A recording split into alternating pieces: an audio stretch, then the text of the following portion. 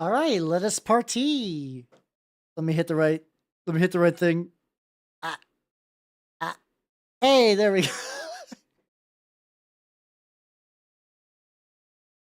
I can hear myself.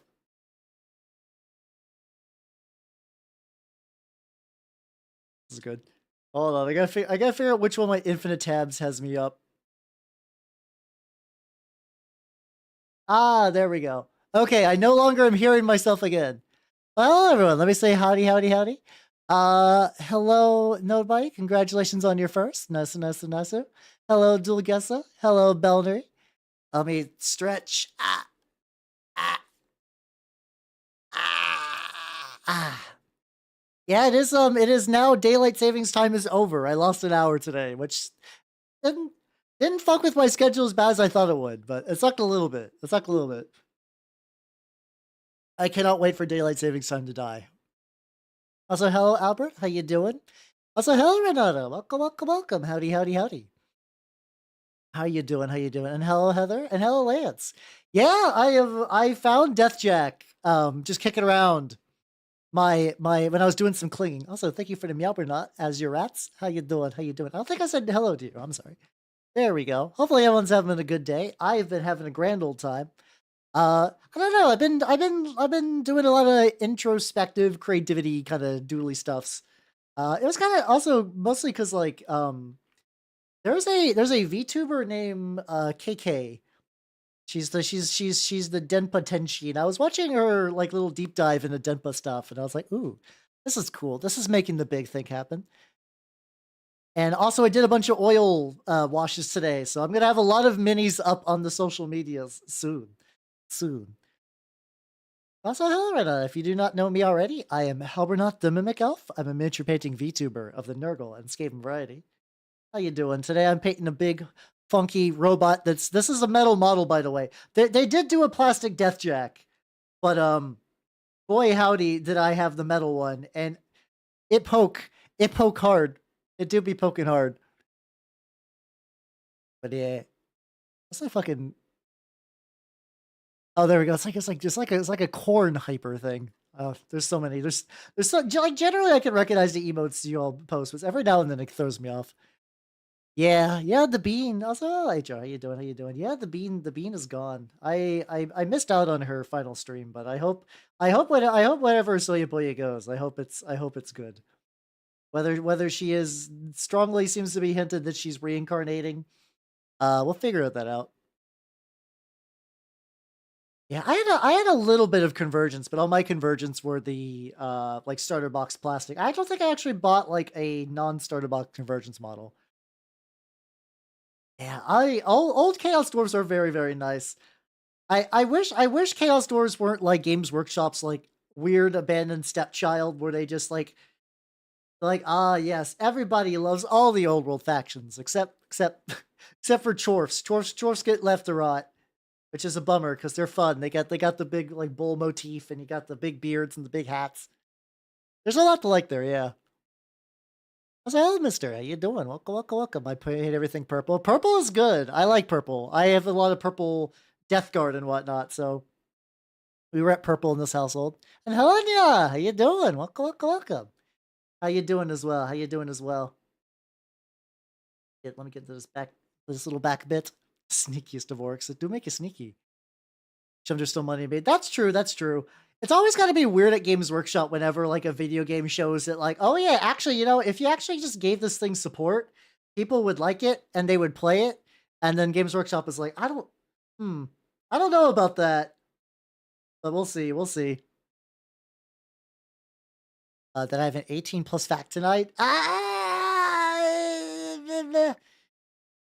a little worried for like couching it like that. Well, maybe I don't know. Use your judgment if that 18 plus fact is worth it. I was like, hey Frodo, how you doing? Welcome, welcome, welcome. How you doing? How you doing? Sneakiest orcs, indeed, indeed. I think I painted a couple of my orcs like a little bit purple because they were commandos. Because they were commandos. All right, so I'm making. He's got these like tubes in the back that I want to be like the dark green because I kind of want them to glow. I've been watching people do, you were productive today? Fuck yeah, I was too, actually. Today was a very good productivity day.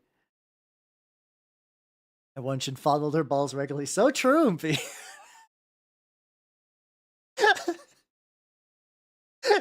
It's fun. Oh, I need to scoop myself over. I'm off center. It's fun to phrase it like that. It's fun. It's like, I don't know. It's fun. Sometimes it's fun to say oomphy. Fun to say oomphy every now and then as a treat, you know. But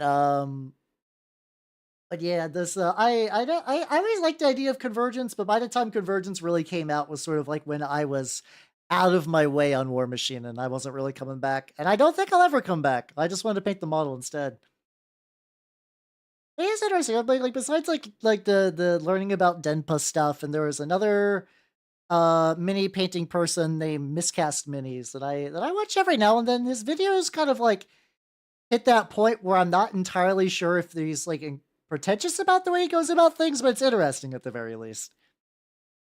I think it's because like the way this guy does his videos, he basically does like a lot of hand sculpting, a lot of wanting to do like silicone molds and stuff like that. But I think he does kind of what I think is an interesting thing where he makes like mini videos that I believe you could show to someone without a mini background, and they'd be like, "Ooh, this is neat. This is very like artsy and kind of introspective, and you get to see a lot of creative process, which I think is pretty nice." He does a lot of like I'd almost say they kind of like if you've seen those like kind of like how like punk cartoons look. A lot of his sculpting style is kind of like on that like general kind of mindset. Would you be able to finish your great Klingon? Ah,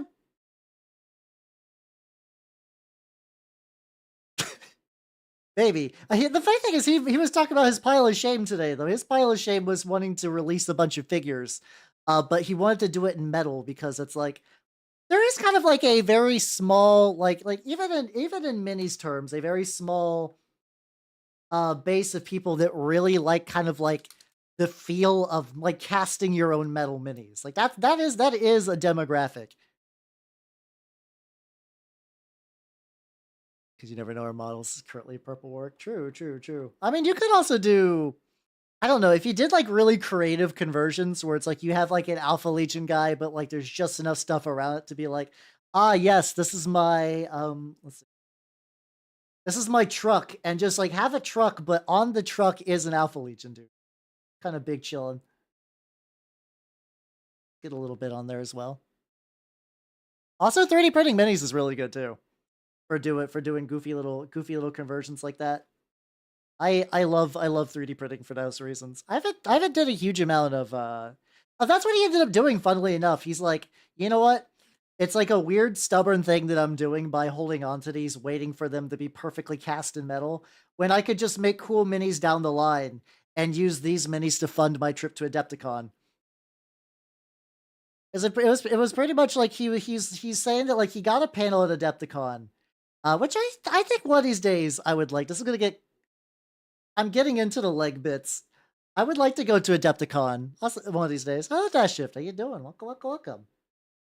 How you doing? I'm painting the Deathjack again. Also, I did a what's it called? I did a different type of thumbnail than I did usually. Let me show you all what little bit of experimenting I'm doing there. Hello, Sky Society. How you doing? Welcome, welcome, welcome. How you doing? I'm painting a gigantic ball of painful spikes. Which is fun. I do this recreationally. But yeah, I've been trying out a new thumbnail style. I don't know if it's gonna be I don't know if it's gonna work yet or not. Let's see. There we go. I was like, you know what? I've seen other people kind of do something like this. And I used some scab art. And I was like, cause like usually what I do before I stream, I'll just literally put also I need to go. Hold on, let me go to the YouTube side. See, hello YouTube side. Let me see chat here. Don't worry, you can keep chilling if you want to. I just need to make sure that the chat's on screen. There we go. Yeah, we're painting. Hey, there we go. Puns. And hello, Rusted. How you doing? Welcome, welcome, welcome. Doing what I do. Yeah, Deathjack is like that's the thing. Even though I have no desire to ever play Warmachine really again, I do think some of the models do look good. I have an infinite supply of melon. Are you? I take it that means you've become a melon farmer. Congratulations on becoming a melon farmer. All the melons. I think about doing that for mushrooms sometimes. Not like dude weed mushrooms, but like oyster like the kind of mushrooms that you can eat. I'm a big mushroom boy, and I love eating mushrooms. And I was like, you can grow these. But I've also seen little bits where people get these like little mushroom growing kits, and they don't keep track of them very well, and then they start having mushrooms growing in their house, like under their toilet and stuff, which is not ideal. So, anthropologist, welcome, welcome, welcome. Yeah, honestly, Unicorn Overlord is a game that I would very much like to play sometime. I don't know how I'm gonna fit in all of these cool games, especially because I don't think I'm gonna stream them. Yeah, I mean, I know you could grow oyster mushrooms like in a bucket. Like I know the bucket growing method for oyster mushrooms is like pretty established. Fuck is this site? Guess if I just get this entire spike on the bottom, I'll be fine. Well, yeah, no, that's what happened. It's like I think they just didn't take care, and the spores kind of like escaped their grow area, so they just were looking for dingy, like mushrooms just seek out dingy parts to grow under, and in that case, that person's dingy part was like their fucking under the toilet, which yeah, cold, damp, moisture, it's kind of the perfect mushroom spot. Oh yeah, that's kind of the funny thing with Helldivers. There's like some people taking like the like I'm doing my part bit of that a little too seriously. It's just people just having fun in a video. Fine, it's not a big deal. Oh yeah, the eternal internet curse. Hopefully it's stabilizing a bit more. Don't worry, I will be painting for at least 2 hours and some change. So that'll definitely be happening. I'll be doing a lot of mini painting. I also got my sacrificial because I'm painting Warmachine in the Warhammer category. I primed 2 more Space Marines. 2 more Space Marines that should be ready to party tonight if I just want to give them a base coat to appease the G dubs. Outright. I'm sure it will at some point. There's just some people that just like being angry on the internet. I think that's the plan. Yeah, I think that's the plan, Scry. See, took Starship Troopers. Yeah, that's also true. That's kind of the thing when you have something like that where it's like this is a parody, but like if you make the parody too cool, people are like, "Ooh, I like the parody," and you're like, "No, no, no, no, no, no, you're missing the point." Ah, but that's just how the internet be. Hello, Calvin. How you doing? Welcome, welcome, welcome. How you doing? How you doing? I'm uh, I'm currently painting up Deathjack. He's like reasonably far along. A lot of what I'm doing right now is I'm hitting like I didn't get basically like any of the plates on the legs done, so I'm gonna go and course correcting on that just a wee bit. So it's like that's what you meant by meta. Okay, I saw the capitalized meta and I was like, what are because like I face the Facebook rebrand the meta was incredibly stupid, but whatever. Yeah, I mean it's you would think it would be obvious as a parody, but some people are like, nah, it's fine. They didn't ask him to be. I mean that's just usually the thing too, where it's like just keep adding more difficulties, and eventually the people who want to get super sweaty will kind of trickle up to those. So the 19 there's an anime version? I did not know that. Nice, nice, nice. I know there's like a bunch of really, really, really shitty sequels, but I have not seen those because I do not desire for self harm. Hello, Wendy. How you doing? Welcome, welcome, welcome. You need it soon. I'm sure. I mean, like the game has been out like what, like 2 weeks. I actually legitimately have no idea how long it's been out. The passage of time continues to baffle me. But like it's still like relatively fresh, so I imagine there's going to be a decent amount of the backplate here will be all will tweaked. The Roughnecks animation is 100%. I'll have to take a look at that sometime, maybe. There's like a little bit of anime I think I wanted to watch at some point, but I need to look. I need to look at my. So I had at one point when I was really active, I had a my anime list that was linked up to a program called Taiga, which would keep track of all the shit I would like to watch. And I have not really done that in a bit. It was on full blast, but I'm a little bit chilly. Yeah, I never used my anime list as like I'm going to go to the forums. Like I never did that, but as a tool for like what the fuck am I watching at any given time, I found that it was incredibly handy. Get a little bit more. Get like the little spikes back there with that. Yeah, there we go. There we go. And hello, Steve. How you doing? Welcome, welcome, welcome. How you doing? Oh, it's older than the Verhoeven movie. Interesting. Nice, nice, nice. Yeah, we have to take a look at some point.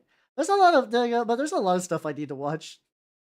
God, my backlog is huge, and I've done nothing to stop it from growing huger. Like it's just like, do I have backlog? What do I do? Do I ever watch shit? Nah, not really. I am the worst anime fan, which I think that's just because like I think I was even thinking about like I get myself locked into very in-depth projects, and then when I do that, I don't have time to do a lot of like little supplementary stuff like that. But shit's about to go down with the first pages. Oh, I could totally see that. I could totally, yeah. I especially if it's like that kind of like real classic, like I don't know. Whenever you would see like a colored manga panel, Jesus Christ. I grew up, it wasn't like a southern state, but like I grew up in like a real rednecky place. So like on one hand, I try to be like the wee part of my brain. It's like, I must use correct Japanese pronunciations, but I also it's manga, not manga. But also I say anime, which it's supposed to be anime. It's I'm fucked. I'm so broken on every level. Here, I'm gonna get these little claw bits. It's like the little where they connect to the hands. I'm gonna get those with this kind of same metal as well. Manga. Manga balls. I don't know. I don't know where I was going with that, but that's fine. Gilgamesh. God, I still love that. I still love that like every now and then like you could find an older weeb and be like gaming, and then all of a sudden like they'll know. It's like a secret handshake. It's like back when the whole like cake was a lie was a thing, and that like some people would be like, yeah, you know that, yeah, I know that, we're nerd friends now, even though I was like plebeians doing shit like that. I'm the embodiment of like I was built wrong. I'm about to say God would build me wrong, but I was not forged by God. Oh yeah, how you doing, that shit? What's up, Popo? How you doing? How you doing? Thank you for the 21 months. Let's go, let's go. It has felt like it's been a while. How you doing? How you doing though? I'm painting a Deathjack, and it's going pretty well. I'm trying to get like a lot of the little bits that I didn't touch last time. Oh, just to kind of add a little bit of metal variety. God was not involved. No, I mean, first off, Elf, like not God is not involved there. Second of all, then you got like the whole mimic test tube thing. It's like, ooh, no, I am a crime. I am a crime. All your base are belong. That's another one. Some of like those like kind of like older, innocent, goofy memes. I still kind of like hold on to. There we go. There we go. It's fun. It's fun. It's fun. It's fun. It's fun to have a little bit of nostalgia on that. I feel like I've been like my brain has been on. Hold on, let me move that a bit up. My brain has been on a big nostalgia kick lately. It's been neat. It's been neat though. I've been just like thinking about stuff. Also, we got to think about. So I mentioned it last week, but I think the plan is still, unless I change my mind, I don't know, about running the NASA tabletop RPG for all of you. Which should be fun. That game seems baffling on a conceptual level, and I'm hella curious about how functional it is as a game. So there's that one. There's also like I don't think I ever will run it, but there was a time where I strongly considered the idea of wanting to run the what's it called? Wanting to run the Wendy's tabletop RPG, because I know that the Wendy's tabletop RPG, it's just a big ad for Wendy's. Like the entire premise of the Wendy's RPG is you basically fight the forces of of McDonald's. But they make McDonald's to be out like a fucking snow miser because he's like, ho ho ho, he's the king of frozen patties.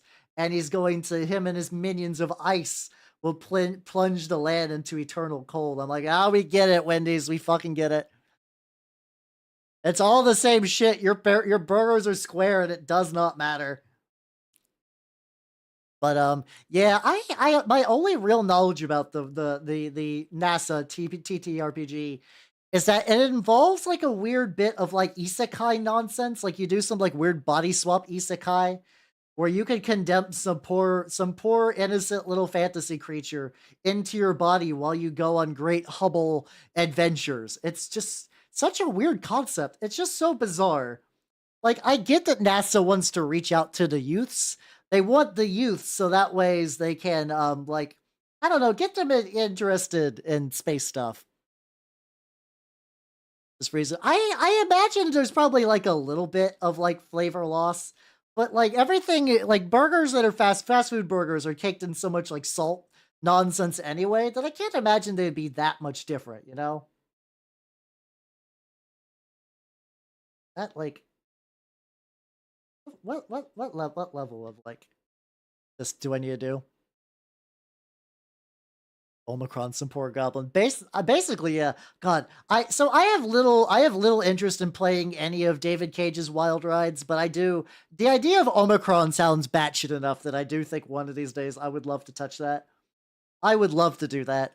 I'll have to think about what to do after Yu-Gi-Oh! Forbidden Memories happens, because I was not aware that Duelist of the Roses is a direct sequel, apparently, to Forbidden Memories, and also has like a weird convoluted tactical grid, which the part of my brain that is like, this is jank as shit, I'm intrigued, is like, that is absolutely jank as shit. I am fully intrigued. But also, I don't know if I want to go back-to-back Yu-Gi-Oh! Suffering.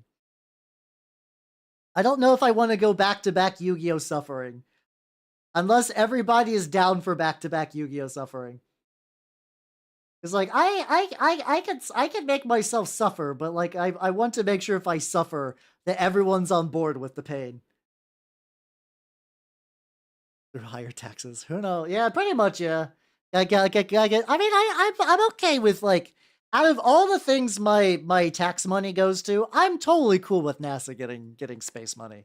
I would love NASA to do something with that other than just like usual military nonsense or like road fixing that doesn't actually ever fix roads. I would be okay with that. But I think also the implications, I don't think you would isekai into the goblin. I think you would isekai into like a relatively important person or like somebody who's like adventurous, I guess. So like if it was just like you're Squarbo the Goblin now, and you're about to learn about like space physics, that would be one thing. Yeah, exactly, Tom Popo, you get it. That's all right. Welcome. How you doing?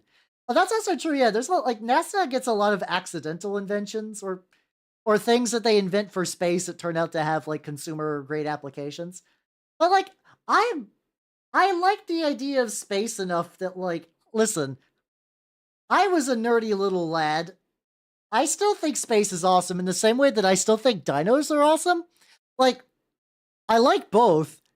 It's great. Like legitimately nobody has to convince me to like to like anything that space is cool and the dinos are cool. I still enjoy both. Yeah, I know, me a nerd, right? Absolutely bonkers. Absolutely wild accusation. But like I still like the little sciency things. What's up, Chief? Welcome. Well, no, that's good. That's fine. That just means you have the combat sessions for later. You have the combat bits for later. That's all upside, baby. That's the fun part about being a GM is if things go too long, you just save the notes. You just put them in your little binder. For the space movie streaming arc. I don't know when space movie streaming arc will happen though. I'm kind of like committed to the fantasy bit. What's up, Fox? How you doing? How you doing? Nice. Hey, there we go. I will say the slap curve has been fantastic for getting a reasonably consistent amount of snappage. There we go. Let me get on there. Surely there can't be rats. You have no idea how many cheesy fantasy movies there are. There are so goddamn many. I could literally. We have not done Wizards. Wizards will be on the docket because I legitimately have not seen Wizards yet, and I feel like I would fuck with it really hard. I unironically believe I could do a fantasy movie a week every week for years and not run out. I I didn't do Trolls 1. No, we did. No, we have not done the Trolls movies. We have not done those. I have watched Trolls 2. I have not done Trolls 2 yet. Sorry, I've never watched Trolls 1. I've watched Trolls 2 by myself ages ago. Because like when I was a little baby exploring like bad movies, that was like on the list where people were like, you have to watch it.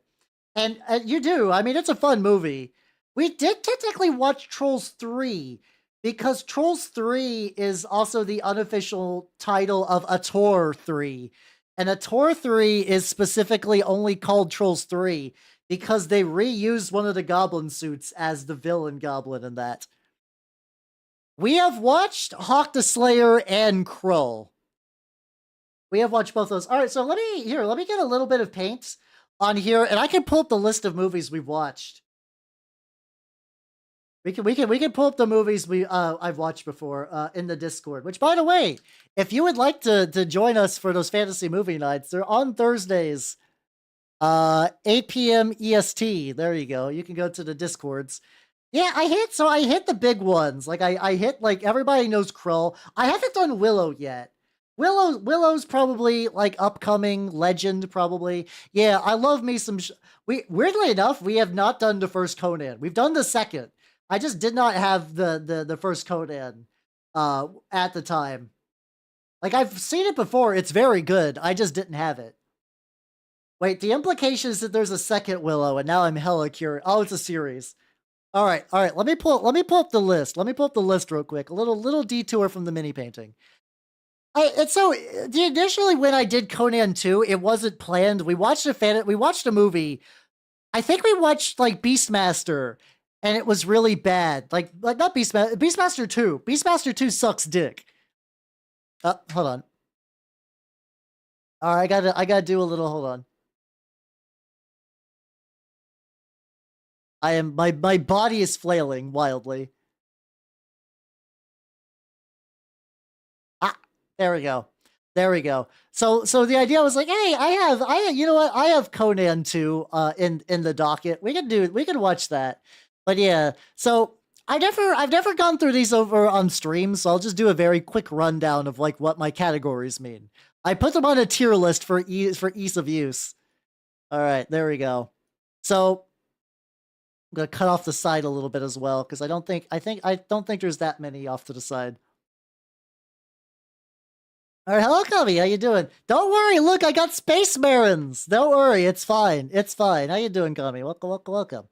All right. Here's the tier list. Here's the tier list for the fantasy movie nights we've done. Number 1, Lord of the Rings trilogy. They get their own category. This should not surprise anyone. They are. It's hard to be a better fantasy movie than Lord of the Rings. Next tier, please watch. These are ones that I both liked a lot and I think other people should watch. Army of Darkness, Six Stream Samurai are not surprising.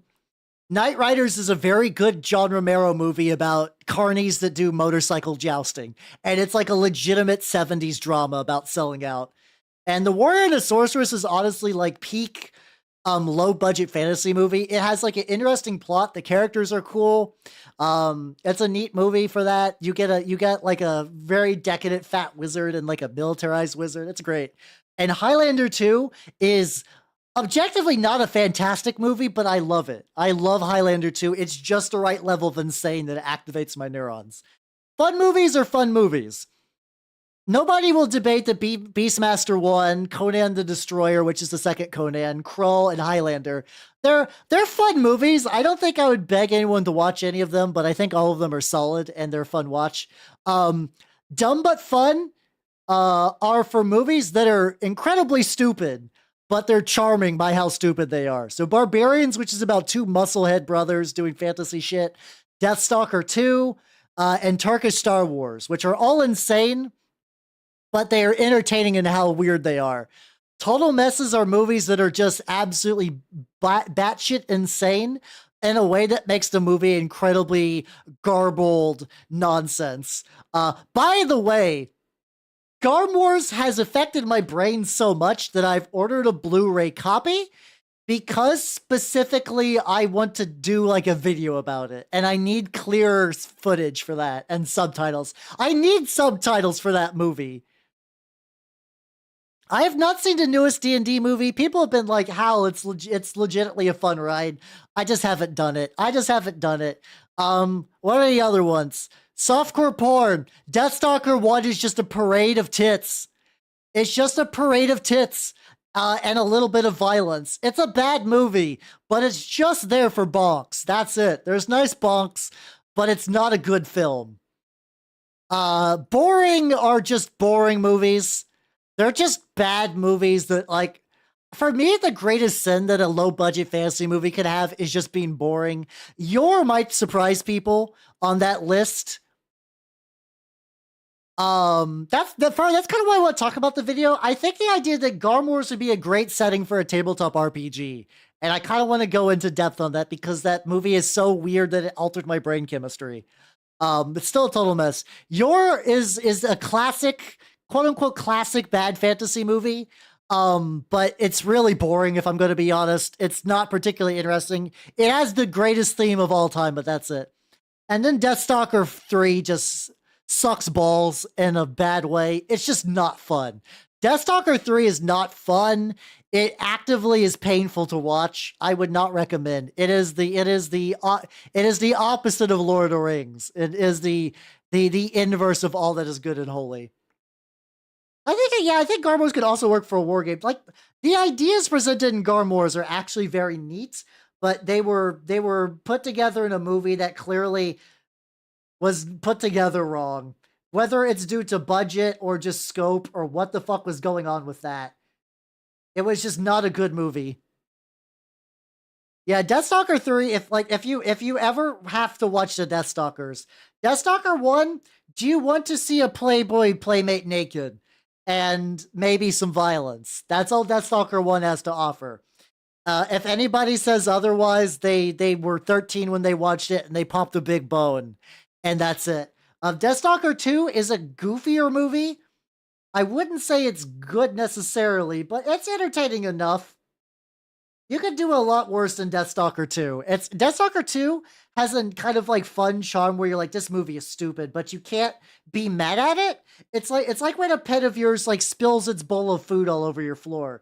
Nothing got ruined, and nothing got ruined, and like it's annoying to pick up after it, but like you can't be mad at your dog. Like, not for a long time. You're like, oh, you rascal, you rapscallion. It's like that. It's like that kind of thing. Yeah, exactly. The Garmores is definitely the remains of something. Like I did look at the Wikipedia and it was like, yeah, this is part of a bigger project that just did. I have a weakness for projects that were like going to be a big thing and then just did not live up to the hype and never continued. There was a video game called Advent Rising that was supposed to be like another kind of like Mass Effect style trilogy. It was kind of very weirdly derivative of Star Wars. But like it was famous primarily because it was like if you found the secret in the game, they would give you $1 million. And I don't think that ever manifested. Like I'm pretty sure they're like, and they just skedaddled. Yeah, they never did it. I think it's because like they expected it to sell gangbusters, and it didn't. And when it didn't sell gangbusters, they're like, "Oh fuck, we don't got the money to give some chumpo $1 million." Yeah, I never got to play it when it was new, even though I thought it looked neat because I was a Nintendo baby, so I only had a GameCube. I only had a cube of game. I mean, I don't even think it was good when it came out, so I'm not surprised it aged, like, quote unquote, aged poorly. There we go. We're touching up some of the metal again.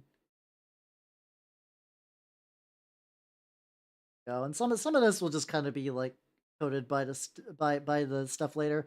I also gotta get these smokestacks. This is sort of like the big part that needs the metal. Yeah, because like that's always like whenever I see a project that was going to be a big thing and it got canceled, I kind of like get like weirdly empathetic. I'm like, I know what you were going for, and like maybe you could have fixed it, but I also think it's a mistake to go into something expecting it to become a massive success enough to earn a trilogy. Like Mass Effect 1, I think is a good example. Like did they have a trilogy plan? Yeah. If Mass Effect 2 never happened, Mass Effect 1 ended in a nice, satisfying manner, you know? Yeah, exactly, Dulgessa. It's like you should not go for the big epic trilogy. If I didn't even realize it was their first game, which makes that an even dumber decision, really. But it's like and like even BioWare, a company that was like pretty famous for making quality RPGs at the time. Now not so much, but at the time, I think people generally liked BioWare. They had the courtesy to be like, we don't know if this game will take off. We no longer have access to the lucrative Star Wars license as far as sci-fi. We're debuting a sci-fi property, and we're gonna hedge our bets that like ideally we would like to do a trilogy, but we'll see if the first one does well enough, you know? It's all good, Chieftain. It sounded like you just ran Lancer for 4 hours, so like I do not blame you if you need to check out a bit early. Have a good sleep and take it easy though. Have a good rest. Trying to get into these like little corner catty little bits. Person only game. Oh, that's sad. That bums me out. There was another game that was like similar to that. It was like Riven or Hexen or something. You were this like little guy with red dreadlocks, and it was like a kind of gigantic scope action platformer doodly. And I think they also wanted to do that. Because here's the thing that sucks though. It's like I also like whenever they plan these big trilogies out in advance. Whenever the game does not come to completion, it just means that the original work ends. Haven, there we go. Yeah, yeah, yeah, yeah.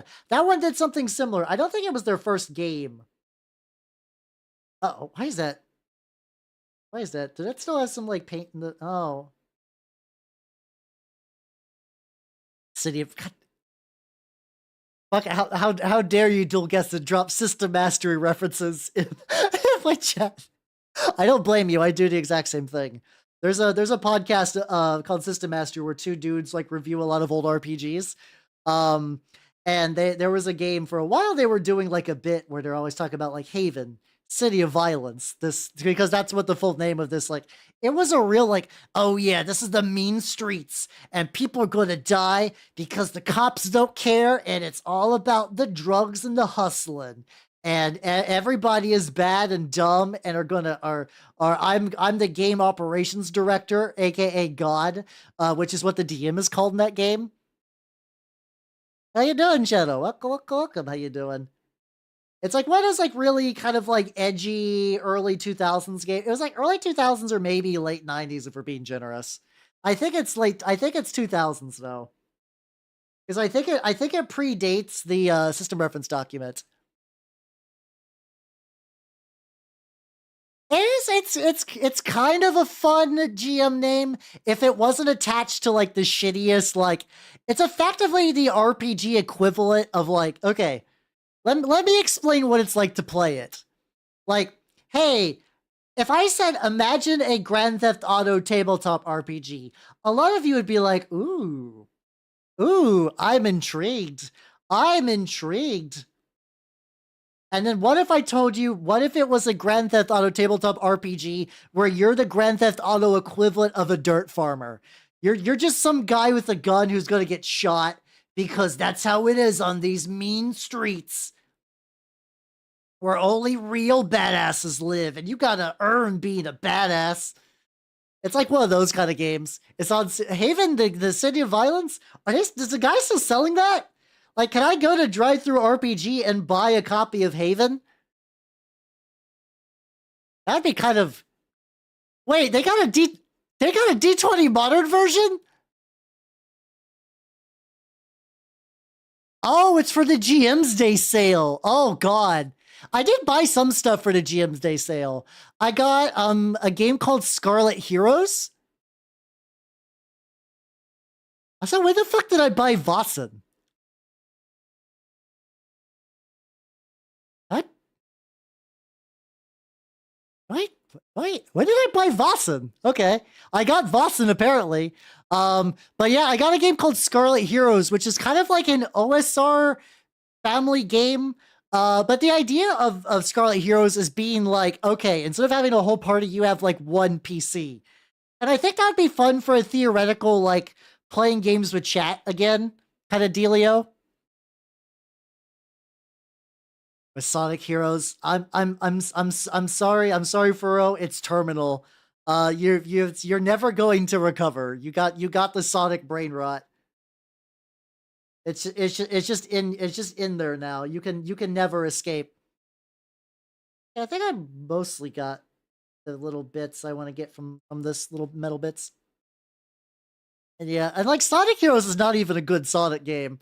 Like people, I will give Sonic Adventure 2 Battle a lot of slack, but that's because it had the Chow. Sonic Heroes does nothing. It has nothing but sadness, and if somebody says it's their favorite game, you have to be on high alert. All right, did I get the edges of this little shoulder? Okay. There we go. I have not seen that in it. Kromnik. That's all good. So yeah, I heard good things about Voss. I guess I must have picked it up because of the sale. I don't think I'm gonna pick up Haven City of Violence. I don't know. Technically, there's nothing stopping me from going through the entire System Mastery back catalog and just looking for games that I think would be fun to talk about. That's a thing I could do. It's leveraging resources. All right, now what I'm gonna do is I want to try to like get a little bit of some red highlights. Like I want to get a little bit of some brighter red in a couple of spots. I think I'm gonna try like doing the light like stippling a little bit. Let me get this real water real quick. So I'm gonna see if I can go like. That this would kind of, there we go. I was gonna say I need a brush that is both incredibly thin but will also kind of fan out as need be. There we go. Also, there's like a nice little bit of like the primer fucked up or something, and it's like got like a little bit of texture here, which is nice. But in the Discord, nice, nice. The Minecraft TTRPG. Is there a Minecraft TTRPG? I guess it's probably one of those things where I bet a fan made it. We've kind of reached a point where there's a lot of licensed TTRPGs these days. I don't have strong or negative emotions and feelings about that. Some of them are kind of good. There's an official one. Oh, okay. What? Oh, wait a minute. Oh, it just adds, okay, never mind. It adds D&D to Minecraft. I thought it was like a tabletop RPG that was Minecraft based.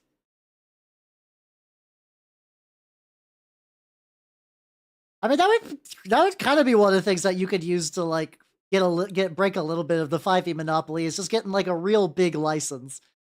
Then again, I don't know if like if tomorrow they release Fortnite, like the TRPG, if that wouldn't do a lot of stuff. Oh, somebody give me a link for that then. I mean, I think there's like a couple of X-Men. Oh no, usually they just have a general Marvel one.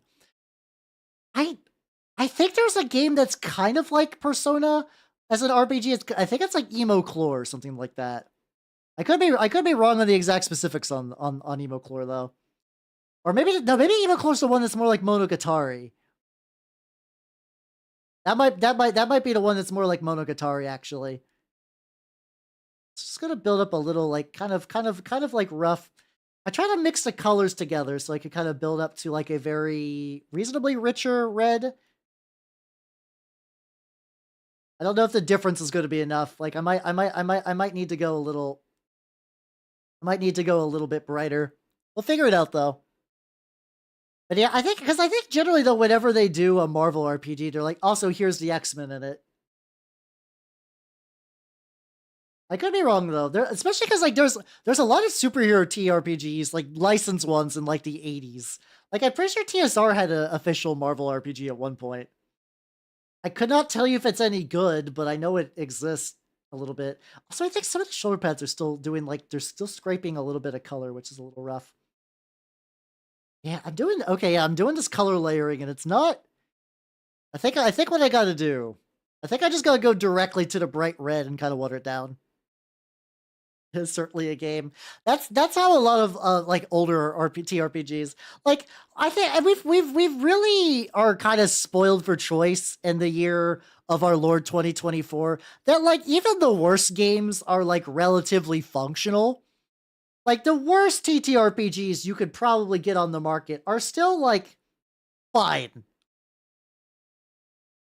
But you could get some like real spicy trash way back in the day. Some like real hot garbage. And that was just kind of common. Hello, VT. Welcome, everybody. Welcome. If you do not know me, I am Halbernot the Mimic Elf. I'm a miniature painting VTuber of the Nurgle game variety. Hello, George. How you doing? How was Cult of the Lamb? Oh, it's our chat GPT things beginning to hit the. Oh god, that's a bummer. I have seen like it was like it was culting out of 10. Hell yeah, let's go. How you doing? But people do not know, I am Halbernot, a miniature painting VTuber of the Nurgle and Skaven variety. Though today I am actually working on a Warmachine model. Though I got 2 Marines, I'm going to get a little bit of work done on. So that way James Workshop will not sacrifice me to his altar of blood. How you doing, Echo? Welcome. How you doing, Gumbo? How you doing? I'm working on the lad. He's called Evolve. Ooh, how's that, Charlie? How you doing? That does sound pretty nice. That does sound pretty neat, actually. Okay, this is building up to be a little bit brighter. I just gotta keep hitting these like raised areas with this kind of like brighter red. There we go. Hey, chicken nugget got stomach being brave. You're so brave, Oomphy. Hang in there. Hang in there. But yeah, I did see there was like one chat GPT, I think it was like a dating sim 5e supplement, and like they just made like the most just like absolutely brain dead, like low effort garbage that just kind of I'm super that's the thing, like I think AI is a fun tool if you're fucking around with it. But the amount of trash in the volume of trash it lets people pump out is aggravating. Self-aware? What? What? That is a confusing combination of words, Dulgessa. I'm sure that's accurate, but like, man, that is a lot to process. That's a lot to take in. So imagine getting banned from something awful like that must you like. I feel like you have to be super annoying to get banned off of something awful, but I was never a goon, so like I would always just read about it kind of third hand. Like just like because I know it used to be like it used to have a lot of internet capital, or AKA where it was like, oh yeah, a lot of neat stuff comes out of there. And horrible things, but also neat stuff. And now I think something awful is just like the dregs of a website, from what I can tell. Unless I'm wrong and it's secretly where all the cool hip kids hang out now.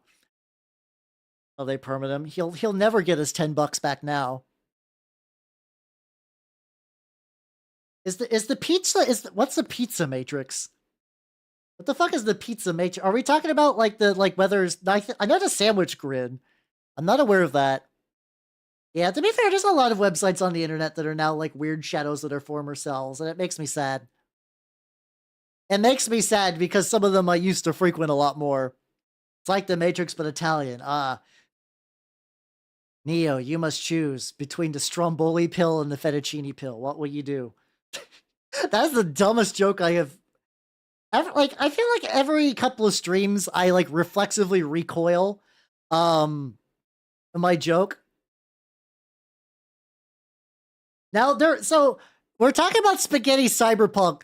There is exactly one 5th edition D&D book that I would absolutely love to run.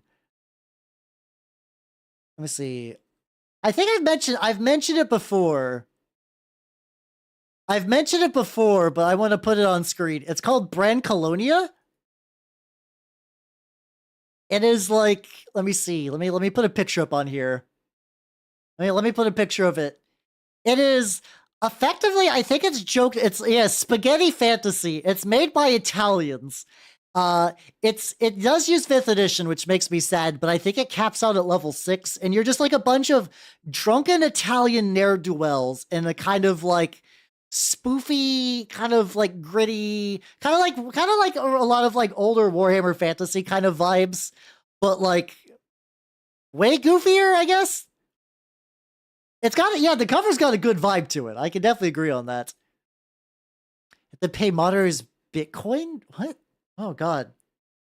The idea of hiring modders with Bitcoin sounds like a mistake.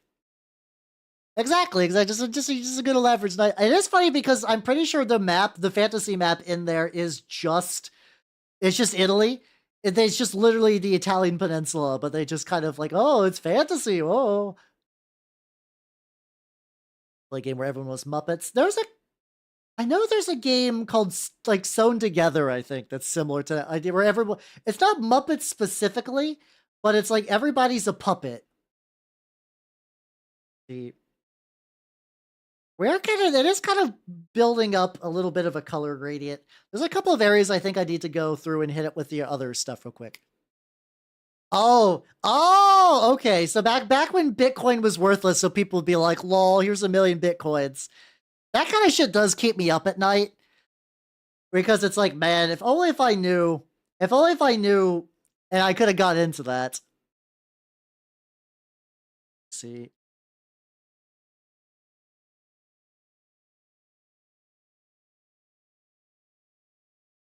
That just reminds me of a really weird, there's also a really weird, web series I remember watching on YouTube way back in the day, where the premise is, I think it's like if a human had sex with a puppet, it would die. And this guy was like a convicted murderer because of it. And like they brought him out of jail in order to help them solve a crime as someone doing something similar. I don't remember a lot about it, but I remember like it was like a very early YouTube series I saw, and I was like, what the fuck is this? I was like, what the ever-loving fuck is this? I don't even know if it's still on there. Yeah, just strawberries and blueberries. I don't know. I don't know that one. I only know the relatively famous, like the guy ordered pizza in Bitcoin, and that kind of became a thing. But I think also a lot of people use that as like one of the early triumphs of Bitcoin was the pizza story. I'm like, I don't know about that. I don't know about that. Oh, there's a skull. Oh, I forgot there's like a little skull on these hands too. I'll need to fix that. My bad. Brushed velvet, the Muppet necking. That might be what it's called. I don't even remember.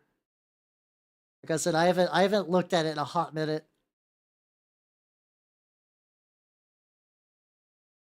There's a lot of these. I got like little bits of discoloration, so I can fix that up now. I will say the red, I can see a little bit of a gradient forming. I think using that like kind of like stippled, very thin coat buildup has been good overall for a lot of stuff, which has been nice. Alfred, I'm glad you like my Warjack. So I'm gonna let that dry a wee bit because I have to. We're about to hit the hour mark, and I have to make sure that James Workshop doesn't murder me with a hatchet. Behold, Space Marin. It's him, John Space Marine of the Minotaur Legion. I also, as much as I'm joking about doing this to appease Games Workshop, let me take a sip real quick too. I get a bigger brush. I do kind of think this is a little bit of a neat idea to do it this way because, like, I get to slowly work on a unit. And, like, I don't know, painting units is fun enough, but I also know it's just, like, Well, here's guy number 8 that I'm doing the same thing for. So if it's like in the middle of doing this, if I just go in and just like, this guy also is just getting one full uniform coat of Warplock Bronze. That is like the base coloration I do on my Minotaurs. But yeah, it's like I get to do this piecemeal, and then when the fun stuff happens, like the detailing, they'll be basically ready to go. And I already have 2 of them done this way, so I'm eventually going to be doing a fourth. I think this is a unit of 10, the Infernus squad from the Leviathan box. There we go. Look at you, lad. God, I love Warpluck Bronze. God, I love as a color a lot. I need more though. I need a lot more of this. There we go.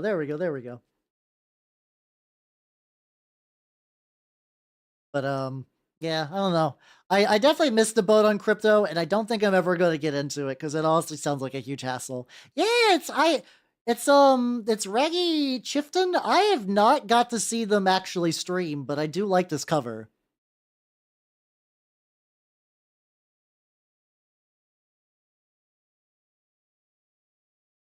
Huh. I Those are certainly dehydrated strawberries. Oh, she hasn't debuted yet. Okay. I'll have to see when she debuts then. Hell yeah. Ruh-roh, Raggy. Here, I can at least link her. Real quick. Hold on.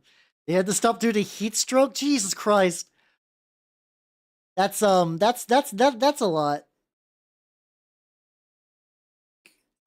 There we go. This is Raggy. They are like a yeah, they're like a Raggedy Ann or Andy. I don't know which. I assume Ann, but nope. Phone, stop. Siri, stop. Why? I don't. Apparently, my Steve Jobs Hellbox decided that that was the appropriate time to try to listen in for a little command. Oh yeah, there was a guy that there was like are you talking about that thing where like a while ago somebody like stole a bunch of like Ethereum and effectively money launder it through layers and layers of vintage Magic the Gathering cards? And by when I mean vintage, I mean like boxes of sealed Magic cards. Oh, this is a different weird thing. Okay. Please tell me about different weird thing. I'm intrigued. The one I'm thinking of is just it's pretty much on the 10. Somebody money laundered with like old sealed packs of like alpha and beta, where they stole a bunch of Bitcoin, kind of trickled it through it. Like there's effectively, from what I can tell, there's a concept in crypto where you basically sell your crypto back and forth to a couple of sock puppet accounts to kind of like cling it up so it's harder to track. Like people can track it if they absolutely want to. But if they're not paying a huge amount of attention, you can kind of just slip a bunch of money that way. And after filtering the money, they then just exchanged it for, like I said, vintage Magic cards. Wash trading. Yeah. It's illegal to do a stock, but no one's watching Bitcoin, so people just do whatever the fuck they want there. All right, let's go back to the boy. There's like a couple of bits on like the hands and the shoulder pads where I need to do another coating of the red. Which we can go and do that with this like relatively thin brush of ours that I'm using. I'm keeping the brush more on like the detail brushy side. Yeah. It's funny because that's a thing about crypto where a lot of people are like, it's all the fun of stocks with none of the regulations, so you can just kind of do like the forbidden stock techniques on your crypto bullshit. Which sounds like a mistake, but for them it's probably a feature and not a bug. Let's just get a little bit in the corners. I think there's probably a little bit more of like the metal I need to hit on the hands as well. At the very least, if I can just kind of brighten this up. Once a Magic Online to press us through arena. Oh yeah. Oh yeah, because like it's so yeah, Magic. I had an account on that. I never really had a lot of cards. But I believe I built an incredibly budget version of my Lorwyn standard deck, which was just like green black elves, and I played it an okay amount. Oh, because you could just take, oh, you could trade Bitcoin and then cash out and get like something with actual like value, aka magic. Oh, yeah, I imagine Wizards shut down the reprint policy on that like pretty hard then. Because I do remember that word, because it was so Magic Arena is, for people who don't know, Magic Arena is like Magic made like a very Hearthstone-y version of Magic, where the idea, it's like the user interface is real simple. You got like gotcha for packs, but there used to be like a really even at the time when it was still used a lot more, a very antiquated way to play with a really crunchy UI and like ticket trading and stuff like that. But like you could actually like trade cards and not just have to like wail for money. So like that part was kind of neat. That was a neat feature. And they were arrested by the Japanese government. Oh wow. Huh. Wow, the internet's a magical place sometimes. Actually, probably more times than not, the internet's a magical place. So yeah, I don't know what's up with these edges. The edges just keep chipping. And it's not like I'm touching the edges of the pauldrons to the fucking like ground or anything. If anything, the claws should be taking the brunt of this. That's fine. I've learned most of what I know on the internet. I learned things in school, and a lot of them I use very little. Not to say I'm like uneducated, but even what I do for the guild, a lot of what I picked up in my human education did not transfer over to what I do for them. So the internet has done a lot for me, for better or for worse. Yay! There we get on there. A little bit on defeats. I'll probably continue to do more like little highlight stuff. Hello, Carterton. How you doing? Welcome, welcome, welcome. We jacking it. We deathjacking it today. How you doing? How you doing? I have been blissfully not aware, blissfully ignorant of illegal things, but I also don't particularly want to know anything illegal. Like I'm just like usually when it's like this is how you make crystal meth, I'm like, I'm out, bye. I do not require the secret tools to make crystal meth. Not a huge priority for me. Yeah, that was kind of nice. Like when MTGO was around, like it was significantly cheaper. Like whenever you would see the prices of things, it'd be like this card's $50. If you decide to play on MTGO, it was like 0.3 tickets, which was like, I don't know, like it'd be like $3. And I was like, that was neat.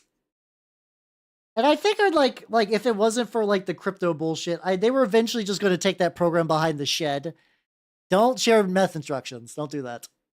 That's the correct method. Ha ha ha! Fucking goobers. Be jacking. We do be jacking it, yeah. We be war jacking it. Death jacking it specifically. There we go. I think also need to get the bottom of the hands too. Those got some details that could get a little touch up. Just because hype. Maybe maybe I didn't get those super top ends ones, but I remember when I was like trying to keep up with, I guess I was trying to keep up with standard, and standard cards like, or vintage cards was funny because like you could get like they used to do like vintage stuff where you could just have a Black Lotus in a digital format and it would be like a reasonable price. So that's Kyber Skull. How you doing? Welcome, welcome, welcome. No, don't make any spicy chemicals in your garage. Don't do that. Don't end up like Jack Parsons and just fucking explode yourself because you're just making spicy chemicals and fucking.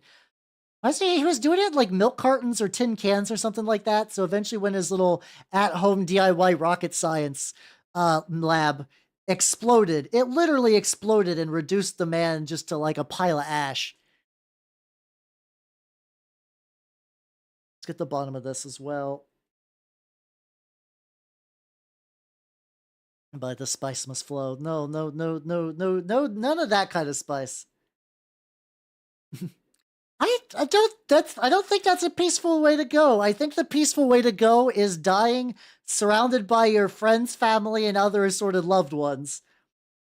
And then you're like, well, I had myself a good life. I don't know why I'm southern this, but like you do that.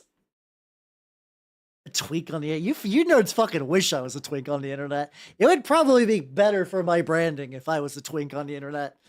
Alas, I'm just a weird elf uncle, and that's fine. That's fine. I like being a weird elf uncle. Can see the future. I mean, that seems legit. That seems legit. I mean, some people have told me I do have a slight southern accent, like a very, very, very slight one. And I guess I wouldn't be too surprised by that. Yeah, surprisingly not. I do get that every now and then. Somebody will be like I don't know, especially like the whole online femboy thing. They get really into that. Like I've had people send me like femboy memes, and I'm like, I don't. Yeah, it's so cool if you like that. That's not really my thing. And there's a lot of people out there that make a good cozy living being femboy whores on the internet. Not all femboys are like that, but some of them are, and they are on the internet, and they are taking your money now. But like, it's not my thing. Not really my thing. Got any other metal touch? Oh yeah, this claw needed it a little bit. These chains could probably use a little bit. Yeah, I mean, it sounds like a hard life. You gotta do a lot, but you're providing a service that society continues to run on. So good for you. Good job and whatnot. Not my thing though. Not my thing personally. Oh yeah, no, granted, you're fine. I'm not bothered by that. That's a funny bit.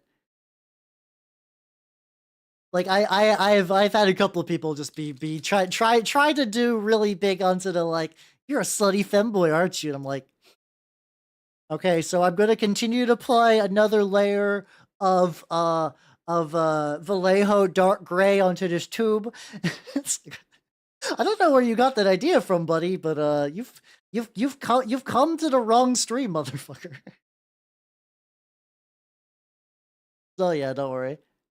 How's the savings go? Thank you for tier 1 for 3 months in advance. Fuck yeah, let's go. Thank you.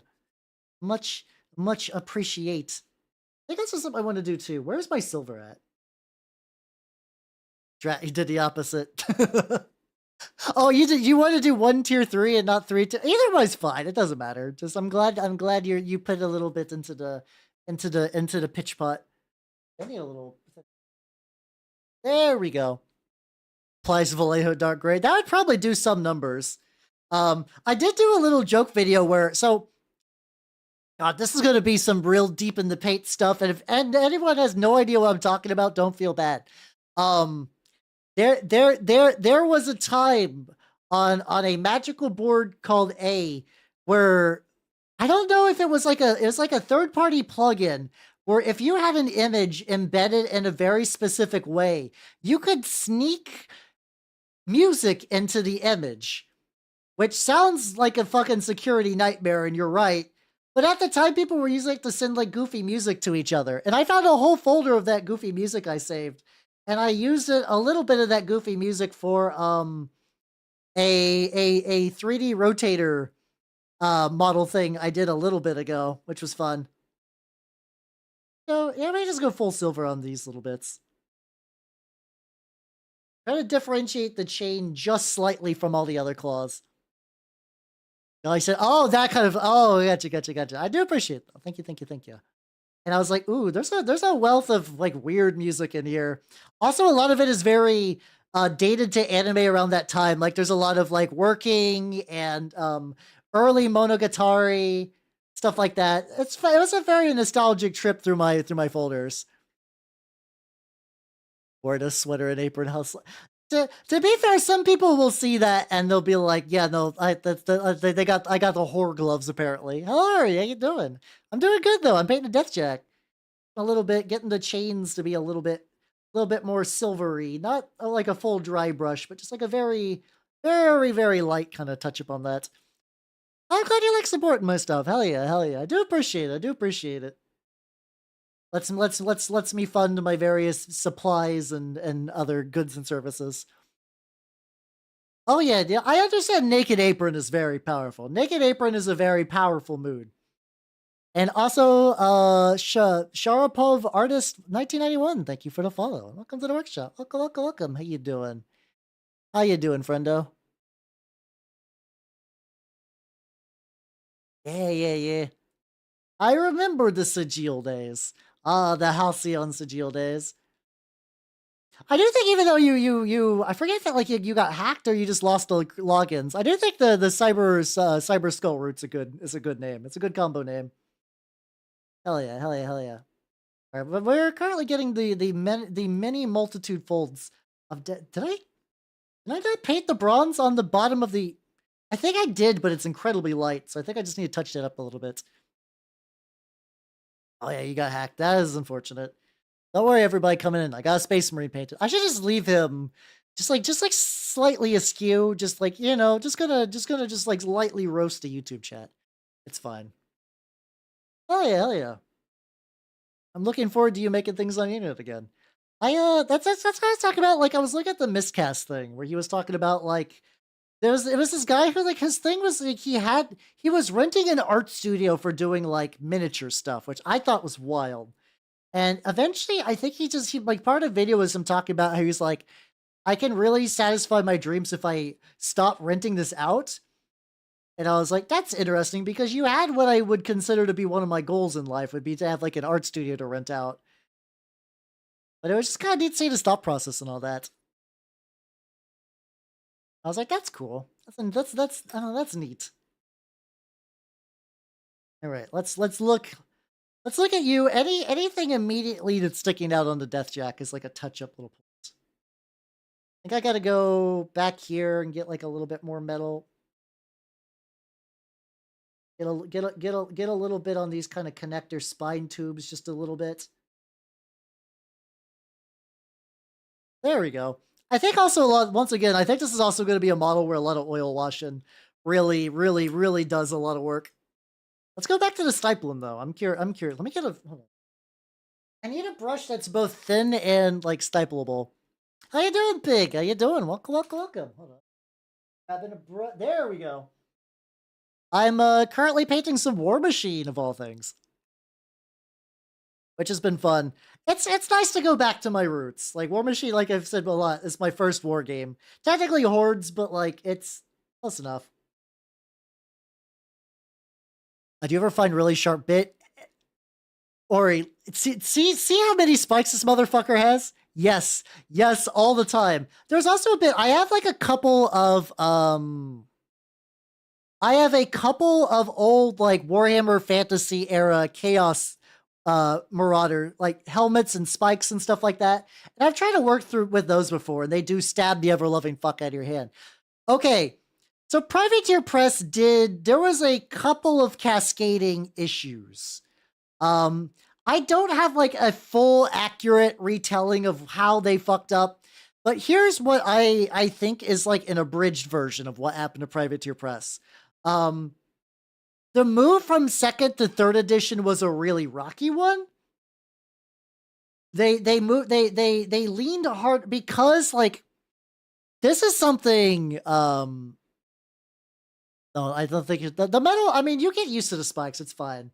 There's a couple of different things. One of them, like model bloat was real. Like model bloat is something that happens in any war game that's not like a historical or a minis agnostic game. The idea, like Privateer Press is the business. They want to sell you minis. However, that is not sustainable. You cannot have a well-balanced game where you sell minis forever. So they leaned really hard into themes, which effectively were ways to give you a bonus and free models by locking you into micro factions within your faction. Which themes already existed prior to that, but they were more of like a flavorful thing, or like some themes were really good, but they limited your options quite a bit. But they weren't mandatory. You could just run Signar that was Signar and not worry about a theme.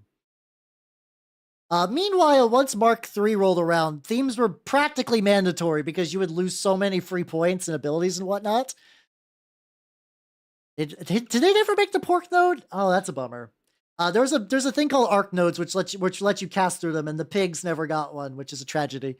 The thing is, microfactions, I believe, are kind of necessary after a while. Malifaux did the same thing, where Malifaux used to be you would play like resurrectionists, and you could mix and match, but there was some that had like strong thematic pairings with certain masters. And now you basically choose a master and all their thematic pairings. And if you tried to soup it, you just kind of handicap yourself. On top of this, and this is not really Privateer Press's fault, but this is something that was part of the domino effect. So there is a big kerfluffle with Wizards of the Coast. I know, right? Surprising in this day of age, but this is a kind of a rarer, earlier kerfluffle. The idea of judges and getting paid to do judge work. Being a Magic the Gathering judge is a lot. You have to take an exam for it. You have to travel. You have to travel to events basically on your own dime. Like they did not pay you much. And after a while, judges are like, hey, this is kind of bullshit. And there was like I don't remember the exact details, but it was kind of like they were suing to get money, or like Wizards of the Coast was going to get into legal trouble by effectively kind of cutting them out of money. So they did like a big restructuring of their judge program. I don't know exactly what they do now, or what changed on the Wizards end, but it caused Privateer Press to freak out, so they dropped their press gangers. Press gangers were Privateer Press. They were the Privateer Press, like, I almost want to say Goon Squad as a joke, but really what they were the people. What's up, Farm? How you doing? Welcome, welcome, welcome. Imperial Guard. I see what you're doing there. What am I doing with this? So basically, the press gangers were like, they were the people that would run demo games. They would onboard new players. They would run events and tournaments. And you know what? Privateer Press was not paying them either. And I think Wizard of the Coast at least gave like their people, like you could get judge foils, which was not a lot. Like judges could sell those to recoup some of the costs.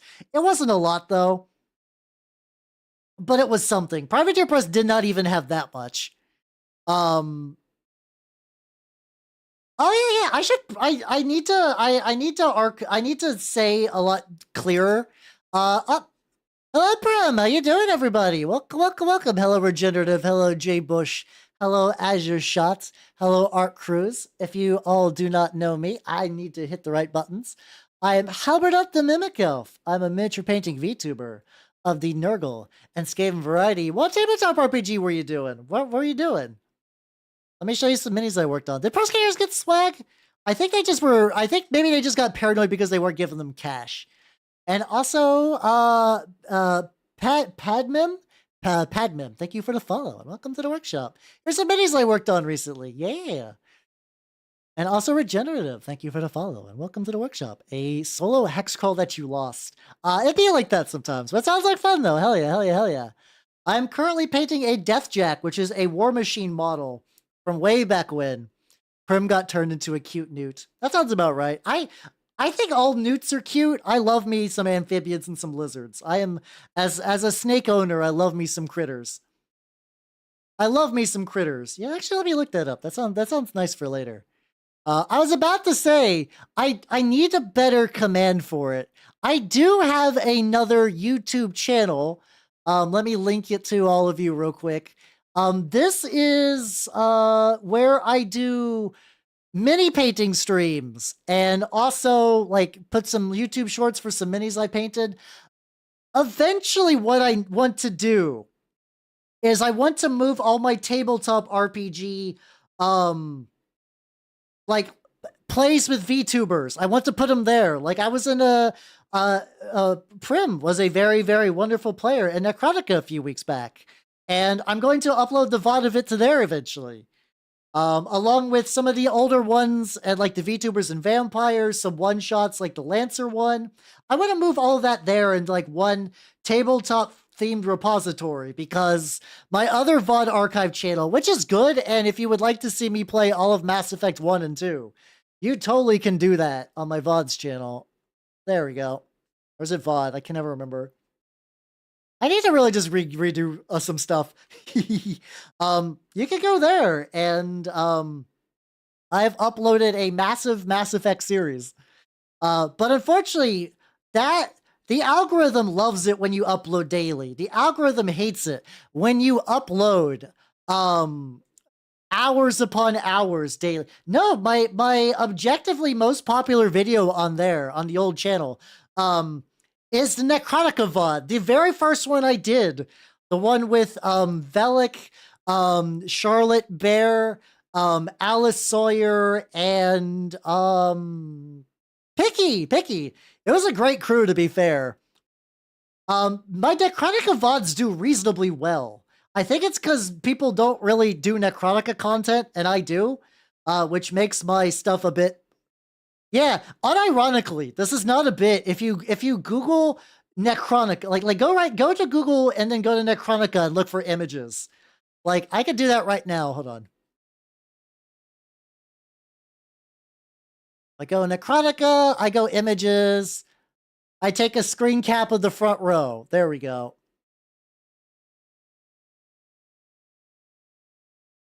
Let me do that. Let me put the screen cap on screen real quick. Pictures.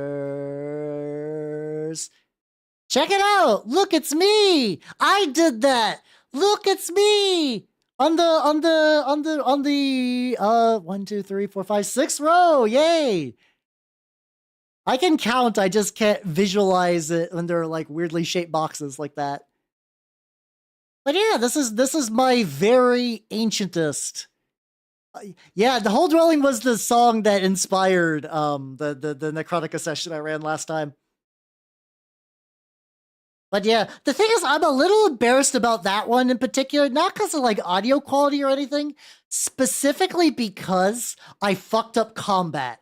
I didn't do it like I unfucked it in later sessions, but for combat for that session, what I did, I thought you spent all of your AP in one go. So everyone was just unloading and everything was just like nuclear detonation exploding damage. What you're supposed to do is you do an action and your initiative. Oh yeah, Picky drew her character. I think I have that somewhere.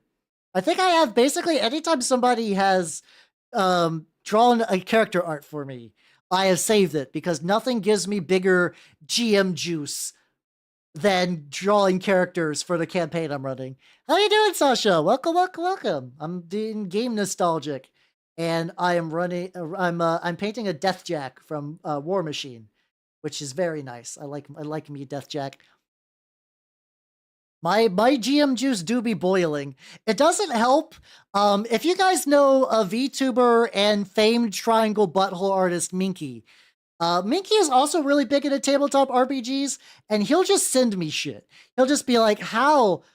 Oh wow! Look, Sword World, ooh, Sword World," and it's like, I would like to run Sword World. Sword World sounds like a lot of fun.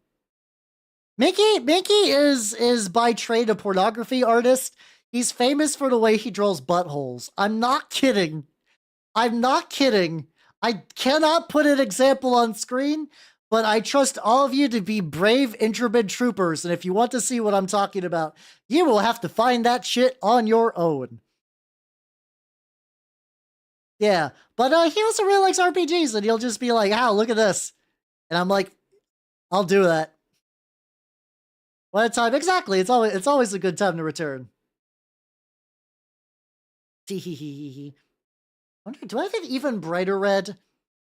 I technically do have a brighter red, but I think this red is building up kind of nicely anyway. Where I'm basically just layering it, and like if there's a smaller layer bits,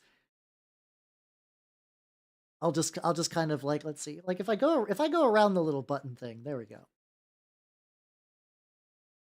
But yeah. So like I'm at the point where I have like 3 or 4 potential games. We're talking about, if you know a VTuber named Minky. He was by trade an artist that became a VTuber. And he's famous for his style. I'm not making this up, by the way. This is all real, true facts. You gotta believes me. Okay, there's like a little dip I gotta paint of the, like, the darker red. Hold on. Oh, Bird Balls, how you doing? See, Bird Balls believes me. You should all trust Bird Balls. Ah, drop a paintbrush. Let's see if I could, like, it's kind of hard to show, but like there is like a color gradient buildup that's happening, which has been going pretty good. Especially if I just keep focusing on like the raised, like the raised up areas the most. I wonder if I could do like what? I have an incredibly bright red. So this is carmine red. I also have like a vermilion, which I think is a little brighter. I could try doing the vermilion a bit as well. He does, yeah, he does have a not. He has a. Yeah, listen, don't, like, if anyone likes Minky's art, I will not judge them. Minky's done some good stuff. Like, he has a really cute, like, Gyaru MILF lady, which is very nice. Yeah, he has a work-safe Twitter and a not-work-safe Twitter, so. Yeah, exactly, this is a cringe-free zone. Unless you like NTR, then I will hit you with sticks. Gently, though, so you learn the errors of your ways. You kind of got to, yeah. Especially because, like, VTubers, like, people don't mind a spicy VTuber, but I think they like it when the VTuber sequesters the spice into a dedicated spice room. If that makes any sense. A spice zone. Let's go. Everybody loves the spice zone. There we go. Let's go. Let's go a little bit in the back. Yeah. So, Art Cruz, thank you for the follow, and welcome to the workshop. Yeah, I can see. So, like, if you're an artist that does, like, more traditional art stuff, or, like traditional art, I mean, like, I consider myself an artist, but I'm doing, like, I can't, there are not safe for work minis, but I don't got the time to work on them. And Art Cruz, what does Hal do? I paint rats! Which, news on the rat front. So Games Workshop put out a trailer video today that, while it doesn't say it, it's a lot of showing, like, the outskirts of a sewer and then rat squeaks. And it's like, I wonder what they're hinting at. Spoils, it's Skaven. It's Skaven. It's Skaven. Let's fucking go. Skaven real. Skaven real. Skaven real. Skaven real. I'm so ready for it. Sigma lied. If we're gonna find out that Sigmar worked with the fucking rats to make the dream real. Yeah. The thing is, like, the electricity stuff is like when a Stormcast drops. If there's fucking, like, Stormcast Skaven, I'm gonna lose my shit. Like, yeah, we'll give you, like, we'll help you with the Stormcasting, but we want, like, a real exalted rat. That would be wild. I don't know if I'd like that or not, but the idea is fun. It's like, for Vermintide, I don't know. It's weird because, like, Vermintide technically is responsible for getting me back into mini painting. Oh, fuck, actually. If it is Skaven versus the Broken Chamber, that would be great. So, like, the idea is that, so, like, Stormcast, for people who aren't big on Age of Sigmar, and I understand that, like, you have to be, like, not a lot of people are, it's the idea that Stormcast, whenever they die, they get reforged. They get zipped back, their souls to Sigmar heaven, and, every time that happens, they come back a little bit more fucked up. Like, their memories will be kind of, like, fucked up, or, like, they'll get weird behavioral patterns. In theory, if you keep dying enough, it just renders you a weird, sullen, or violent human being, Stormcast thing. So I think the idea is, like, Sigmar is like, my bravest warriors. You may die as much as you want, but do not worry, for you will be reforged in the Forge of Souls, and you will continue to live on to fight the good fight. And I think it's really more like, yeah, but eventually you're gonna get so fucked up that, like, you're not even, like, will you be animate? Yes. Will you be truly alive? Not so much. Which is probably, like, the quote-unquote, the Sigmar lie at that point. Oh, man. But if that lets them do, because, like, they've already done so many releases that's just, like, Stormcasts. But, like, this one's thin. This one's a wizard. If they do Stormcast, but like real fucked up and wild, I would love that shit so much. That would be my fucking jam.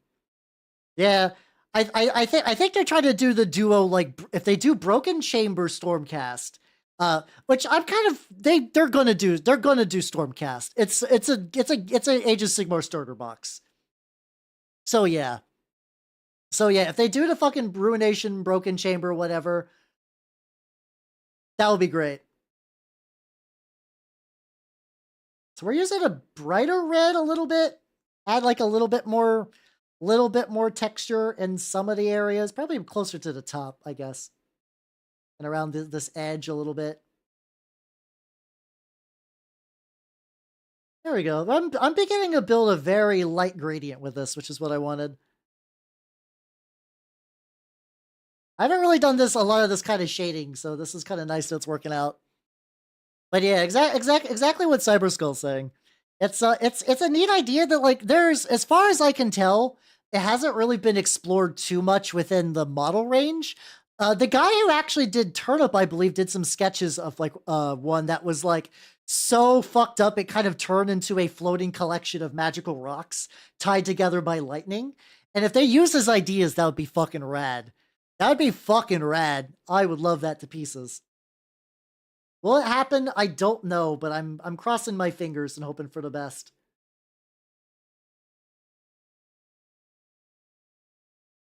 Hey, there we go. Okay, yeah, so this last little bit of red is doing exactly what I was hoping for. That's like, yeah, kind of like Xerath League of Legends.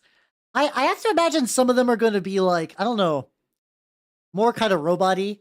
That would be cool if they, hey, I already have been told that my Stormcast look a lot like Dark Soulsy. If I get more bodies that like really fit that aesthetic, I am going to be a happy lad, you know? I mean, he got some light sources like a magma base, got a tips preference. In general, if you're painting black, a lot of people, if you want to do highlights, they'll use like a blue, like kind of like a light blue to do like highlighting on that. I think I have like a volcano base tutorial saved in my stuff. Hold on. Do I still have that volcano base saved?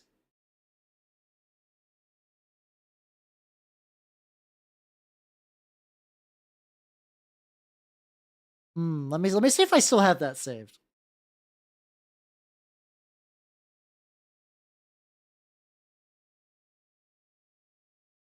I don't think I have that ready to go, but like there's some. Okay, I'm a big fan of this one in particular for how this guy does. This is what I tried to do with my Tyranids when I was still going for lava Tyranids. I think eventually I was like, I do not like painting volcanic Tyranids, but the ideas are sound. So that might help you. That might help kind of what you're going for the base itself. But yeah, I think like blues will kind of help with like the highlighting and stuff. Because with black, like going pure black is also kind of a little bit rough. Like some people don't recommend doing that. There's different opinions because you know it's a creative hobby. You got like all kinds of different ways to do things.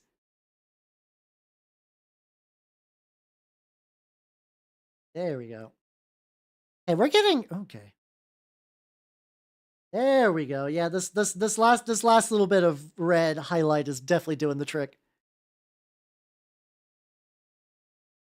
But yeah, if they go like feral or if they turn into like weird lightning monsters, either one of those two, I would be super hella jazzed by. 4 days of time. I mean, as long as you're having fun painting, that's all good. Because like I think for a while it took for me to experiment to realize I didn't like painting the volcanic stuff. But who knows? That might be your total jam. Let's see, there we go. Just keep getting on the panels, especially on these like little edge bits. This is. I'm also not gonna lie. This is kind of making me want to fuck around with corn. I kind of. The more I kind of paint this combination of colors, the more I'm like, ooh, you know what? Corn would be fun. That would be a whole lot more like this. I get like that all the time. Well, it's kind of like the bronze and like the reds and the kind of. I kind of like the one thing I really dig about Khorne is the kind of industrial angle where he's easily the most industrial chaos god. So you get a lot of like forges and like not all of them have it like some industrial stuff to some degree. But Khorne's got the like, yeah, we got like the cannons and the smiths and the swords and shit like that. I think is neat.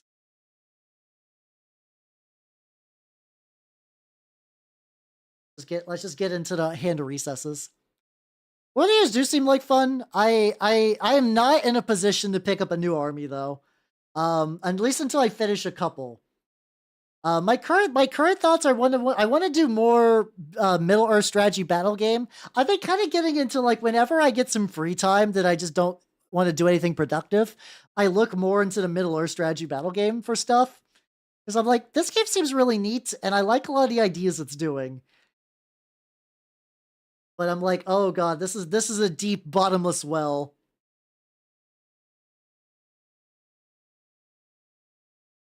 Then here, a little bit in there.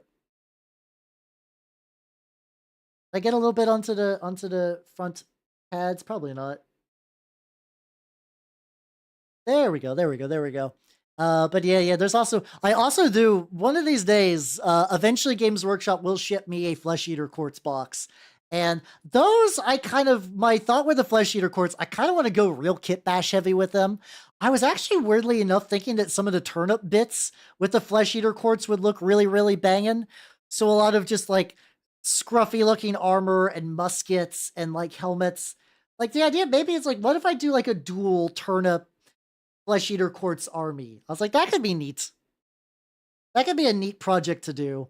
And if it's for 2 games, it would render them totally not legal to run at a Games Workshop store. But also, who the fuck cares? I think if I ever do get off my ass and play a lot more war games, I'll just be at like my local shop, you know. And I don't think they give a fuck. How you doing, Bort? Welcome. Also, thank you for the 4 months. Let's go. Also, oh, Lazy Wing, how you doing? Kim to your did you used to play Crix too? Nice. I am primarily a Legion player. I inherited my friend's Crix though when he moved. So I have Deathjack. I have a couple of Bane Knights. I have Denny, the Witch Coven, and Wrong Eye and Snapjaw, which is not Crix specific, but like you could run them reasonably well in Crix, I believe. But yeah, I'm working on the big boy. Trying to do some like I'm trying to do this kind of like stifling color buildup, which I've done on some other projects, but not quite to this degree. Yeah, say Mark II was when I played the most. I played the most in Mark II, and then when I moved, Mark III came out, and it just didn't really exist in the scene where I was at. Hello, Minido. How you doing? Welcome. How you doing? I am war machining. I'm doing a heckin' war machine. It's going pretty good. I can also get a little bit into the raised bits. Like this, I'm definitely pretty happy with the way this layering is coming out. Like really quite a bit. We have discussed. You have, yeah. There's actually the amount of my viewers that are ex Warmachine players is staggering in a way that I find very happy. Like, I've basically washed my hands of Privateer Press, but yeah. There was some changes that's like objectively I get why they did it, but like the idea, like, so you used to be able to do some really cheesy strats in Warmachine, like throw your own models and shoot into your own, like there was actually a strat in Legion where you would take a model of yours that had really low defense and you'd park it next to your enemies. And instead of trying to hit like an enemy that had a real high defense value, you aim at your own dude and you would hit with splash damage. And like, is that very neat? Yeah. Do I understand why they got rid of it? Yeah. I totally get why they got rid of it. A lot of the game was cheesy. Which at the time when it was like, when everybody's cheesy, no one's cheesy. So it wasn't that big of a deal, but yeah.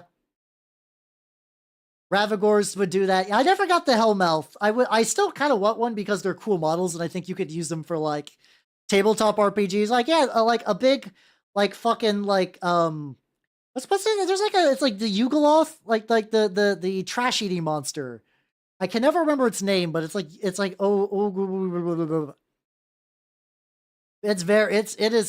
is a fine craft dinner in the parlance of the Canadians. Is that kind of cheesy? That had the one less damage die ability. Oh, that's true. Yeah. Oh god. Yeah. I used to just do it. I wouldn't do it all the time, but like if I had like an extra shepherd that was just not doing anything, I could be like, Shepherd, time to die for me. Time to die for your master. And then I just fling it. I just let it just eat shit. It'd be great. The Ochug, thank you. I was gonna drive me nuts. I love them as monsters, by the way. They're very fun monsters. Speaking about monsters, ha! There we go. We'll go mimic mode. We'll go mimic modo right now. Let's get the mimic hair out too. Hold on. Ah, up. Ah, there we go. Yay, mimic hair. Should I bring my tail back? Tail will get in the way of the minis. Just know that I have a tail. There we go. I had done to me. I thought it was pretty clever. It's one of those things that like it's like when somebody does something kind of clever in a tabletop RPG, and it's like it's clever exactly once, where it's like, oh, that's a neat trick you did. That's pretty clever, and then they do it again. You're like, oh no, this is just the cheese tactic now. Yeah, pretend the tail is inside of you. Wait, that's not right. that's not the inside your mind. There we go. There, I was trying to do like the tail is inside your heart, and it just did not work out. It just I just fucked that up. Yeah, I do really like the Iron Kingdoms RPG. I think that's one that like maybe I could do a tabletop Zatsu on. Just because Iron Kingdoms is a legitimately neat setting. It's a neat setting that's just now kind of like so Mark IV is apparently doing alright. Cornwalls, please. Like apparently it's doing fine, but like it doesn't have a lot of the factions and elements that I enjoyed for it, so I have not done anything with Mark IV at all. Magnus do be most wanted. I do have for people who hold on. I still have them on my desk. This is my Magnus of paint improvements. When I was really new to the game, I painted this Magnus. Let me I'm at max zoom, okay. I painted this Magnus 1 like a long time ago, like back in 2011, 2012. And he's the one model I will never strip because I keep him on my desk to show people like, yeah, I started out not great, but it's going like compared to now. Much better. Molto bene. And I like that. I like that I have that option now. A lot of my early Legion I stripped the paint from because when starting out, I had very limited cash because I was in college. And in order to afford the cool leg, I could only have so many minis at a time. So if I painted a mini and I was like, I did a bad job, I would have to strip the paint because that was something I could afford to do. Whereas buying a whole ass new mini was just not in the financials at the time. Credited, please. Credited, please. But yeah, it's a great landmark model to keep around, and I do like keeping it around for that reason. There we go. And I'm just continuing to stipple this brighter and brighter red to kind of build up some layers on the bits. I think it's going good. The bits that really hive the most, like does the waist and the legs are they getting a little bit of color buildup? Yeah, it's really the torso where mostly it's going to be at. Like the head, the hands too a little bit. You know, I got to get a little bit more on there as well. But yeah. Legion was my first army, and I never finished it. I maybe one of these days I'll paint more Legion. This is a very brief interlude in my mini painting. I think to play next, I got models that have been gifted to me. And for me, mentally, I need to do those first. Headless got me a very nice repulsor tank for Christmas that I need to get built and worked on. And then I also, my sponsor, Collectible Squids, gave me some parts for kit bashing that I need to actually turn into a finished thing. So both of those, the goal is at some point this year to get both of those done. Maybe the Great Kling one if I can ever figure out how I want to repair that project, you know? I think now, like, you could run, there are games where I think Legion would fit in. So I don't think the models are totally useless, but you can't really use them for Warmachine much anymore. Especially because a lot of them did just get squatted. Like they just don't exist now in Warmachine proper. Like I don't even know if you could run the Hellmouth in Mark and the newest Mark. Get a little bit on there. Continue just to get a little bit of red on the legs. Just a little swoosh on the feet. There we go. No one's ever going to see some of the angles on these feet anyway, so that's fine.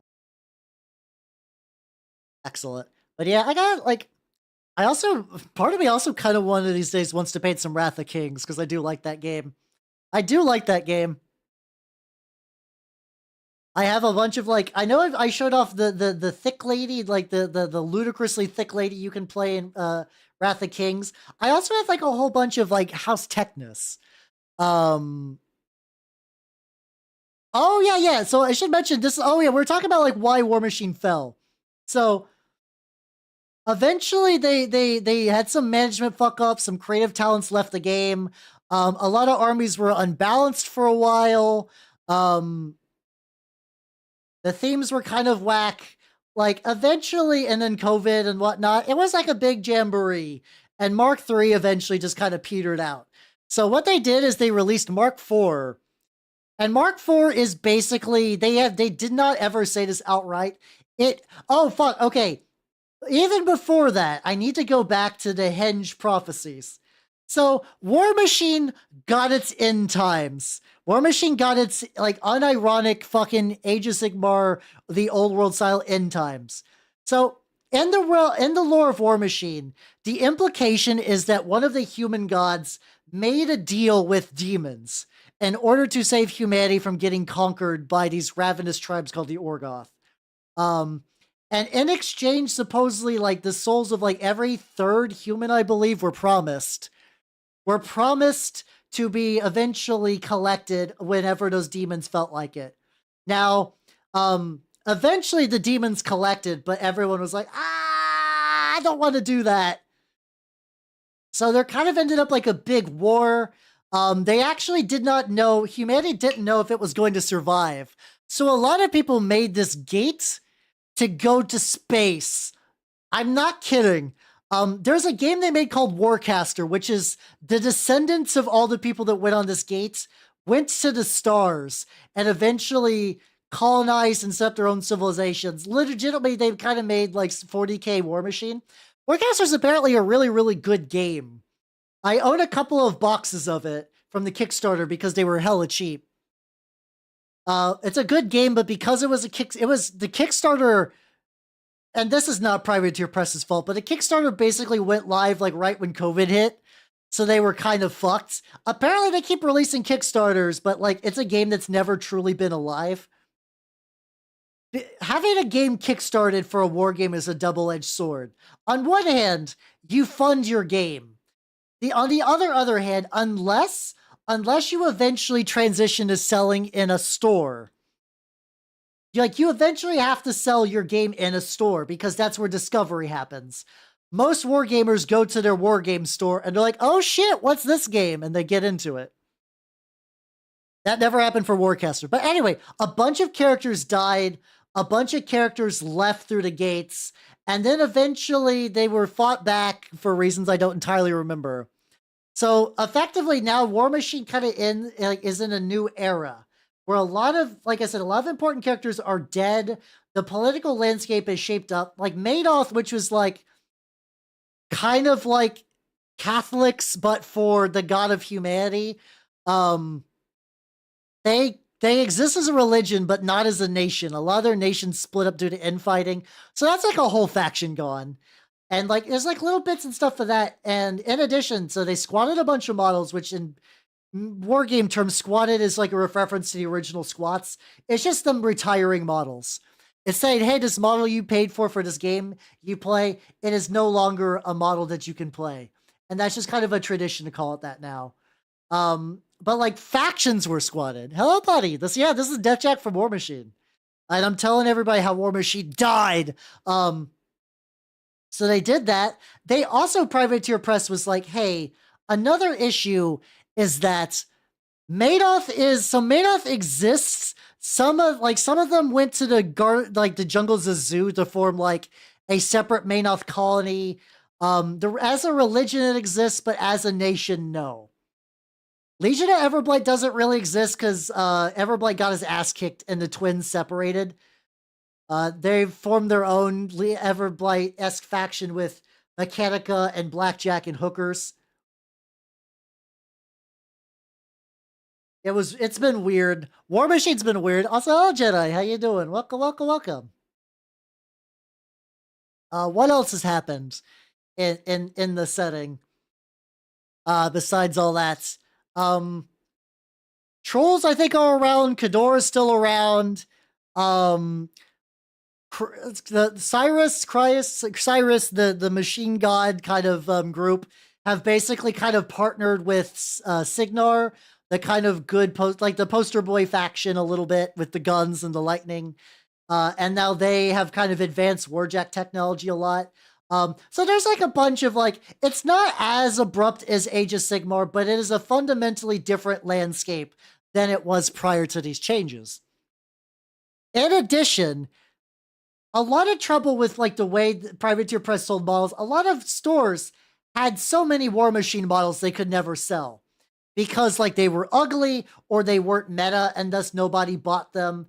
And they kind of burned some bridges. Like Warmachine has always had a distribution problem in Europe because it is primarily American-based company, and they've just never really catered to the EU very well, which kind of hinders a lot of your reach, especially because spoilers, Europe is where wargamers are at. That is the United States has a great wargaming scene, and Adepticon is here in the United States, which is a big deal. But overall, Europe is where you go for wargaming. It has been a tradition there ever since generals were pushing little blocks of minis for war reasons. But yeah, it's always been hard to get Warmachine in Europe. Stocking it has always been a fucking nightmare. Exactly. What MiniDAO's talking about is 100% accurate. So that's another nail in the coffin for Privateer Press.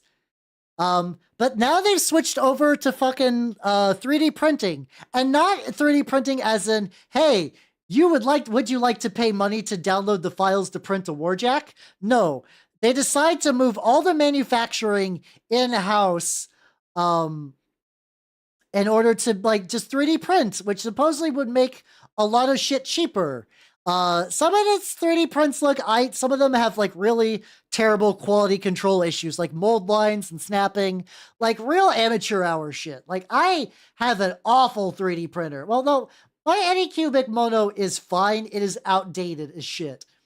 It's not even a 4K printer. There are now 12K printers on the market. Mine is 2K. It does enough for what I want it to do. You could do a lot better. Privateer Press could do a lot better in 3D printing. Yeah, exactly. That's why they're war games. Yeah. Oh, also at one point, Privateer Press, either through fuckery from, they lost access to some of their stuff in China. Let me see. So, either they didn't pay some bills, or, they either didn't pay some bills, or a company went and stole their molds. Effectively, they were using the Privateer Press, yeah, exactly. There was I cannot find a picture of it, but there was a Retribution Warjack, basically sold as a Happy Meal toy in a little plastic bag, which is wild. And that's one of those things that I don't know. I don't know if there was legitimately, if Privateer Press just defaulted on a loan and they're well, we're gonna make our money somehow, and they just repurposed it, or if that was a company doing some weird shit. Let me see. Let me see if I can type in Retribution Warjack knockoff. Let's see.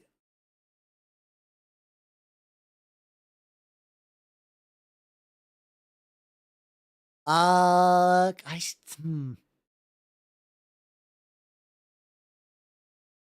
Maybe Retribution Warjack China, maybe? If I don't find it now, I'm probably gonna Bolt Thief was still around back in the day. Yeah. That could be very real. That could be very real. Yeah, so I think pretty much what they decide to do is like I think Privateer Press did most of their metal stuff in the US. Yeah, that kind of happens for a lot of stuff in China though, where it's like if you get stuff done in China, you get the budget, like you get the cheapness of it, like it's cost efficient. But then you get little quirks like that, and they're like Lamau. Like, what are you gonna do about it? What are you gonna do about it? And the answer is nothing because they live far away, and you just can't really do much about it. But part of their switch to in-house 3D printing was like, okay, never again will someone screw us over. We will own the means of reproduction, of production. I mean, I don't think Privateer Press is fucking their warjacks, but I don't know that for 100% certain. But they did it like that. But yeah, it's not the quality trade-off has not been great. I can understand the lack of pressure of worrying about people selling your shit. And the rest was worse than scrap metal. Yeah, I've kind of heard stories like that a lot. And I'm sure China's got like a lot of nice manufacturing, but it does sound like a lot of people do go overseas for budget reasons. And then you kind of get a what you get paid for sort of dealio.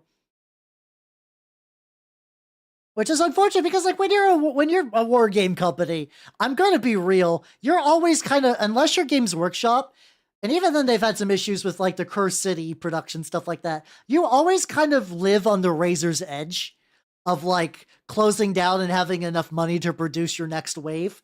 Like it's one of those things you get into being a war game company because you love war games. You don't like you would like to make money because making money expands your product lines and whatnot, but there's very little guarantee you're going to get like any returns. Like this is turning out pretty good though. This Deathjack is turning out good. I just keep doing like little highlight bits. Oh yeah, I would like to keep listening to music, please. Thank you. But yeah, the sad thing is like when I think about it, like I almost think Privateer Press is onto a good idea. But I think their mistake was doing it in-house. So like I like Warmachine as a setting. I wasn't necessarily and like as a game, I wasn't super big on the like sweaty kind of tournament style thing. However, it did have its niche as like a tournament war game. And my thought is like you're kind of already close with the idea of like you have STLs. Do a subscription service. Do a fucking subscription service where it's like, hey, subscribe to Warmachine Online. And then every month you'll get like a new model. You could get like the STL for like a Signar Jack. Also, Naleo, welcome. How you doing? How you doing? See, yeah, I like the setting quite a bit too. I was kind of I like the game as well. I went to a couple tournaments, but I wasn't like super sweaty about it. That's a Steve. Have yourself a good night and take it easy, though. Have a good night. And I think, but like, I think if they did like a subscription and also sold like their app with it, because like they already have like an app for like managing lists and shit. Like, for me, the idea of it's like if you have to squat a model or if you have to balance it, being able to do that and people just be like, well, I just printed a model. I just printed the model, so it's no skin off my bones. I think there's some potential there, but I don't know if that's maybe it might not be profitable enough. I don't know. It sounds like that they were kind of scaled back quite a bit anyway, with the stuff that's happening for Mark IV, but who knows? But it's like the idea is really close. Fixing large Cadorvus, yeah. Oh, I used to play. Yeah, I used to play it back in Mark II back in college. I was a Legion player primarily, with a little bit of Mercs, and I inherited my friend's Crix when he moved to a different country. He was like, I can't keep track of these, Hal, and I got them. And this Deathjack, this is the metal Deathjack. He has been sitting. He's been sitting on my like pile of shame for a while, and I was like, you know what? I want to work on him. I want to work on him. So the last 2 painting streams I've done have been Deathjack with, of course, with the Games Workshop approved Space Marine. So you do not have to worry, Games Workshop, about me being in the Warhammer category. I painted a little bit of a Space Marine. That makes me in the clear. Haha. How you doing, Nitrous? How you doing? At this point, I have a soft spot for like incredibly dumb bits, and I think I'm enjoying the bit of doing this more than like nobody gives a shit.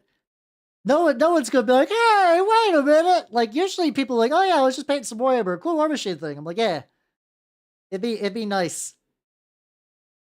All right, well, how do we want to do this now? I want to get a little bit of highlighty on the tubes.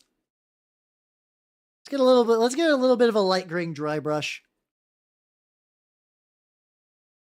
Oh, you used to get like the model. Oh, I think I almost put orange on my palette. Hey, wait a minute. Yeah, I almost want to get that subscription service because there was a couple new models, but like it was never enough for me to justify getting it. So I was like, the idea seems neat. Oh fuck, I need to remember to get the skull on the finger. That's good. That's going to be a big thing to get. Yeah, let me get a little mini dry brush. There we go. I can see that.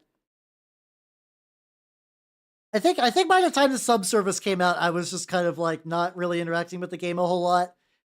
And plus, if I need more Warmachine models, hey, my closet still has my Legion. Hey. No. Incredibly jankety, light dry brush. I eventually want to. So I've been seeing some videos of how people do Necron glow effects, and what they do is they'll do like a white ink. They'll do like a white ink, and then they'll use like a light, like a contrast or like a technical graying on top of that. And I'm like, ooh. Yeah, I am a little sad that I didn't pick up any cephalid stuff during their big blowout sale of old models. I'm a little bummed by that, but I feel like Warmachine probably not Warmachine. I bet eBay probably has like a decent cachet of cephalid players, stuff like that.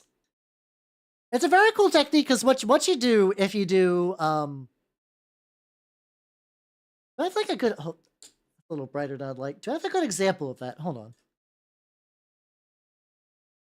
Yes, Cephalix, my bad. Cephalix. It's a, they're effectively these underground weirdo humans that mutated. And, they just basically are their own, like, body horror, mad scientist species. See, do I have anything that I could use as, like, a quick example? Oh, hey!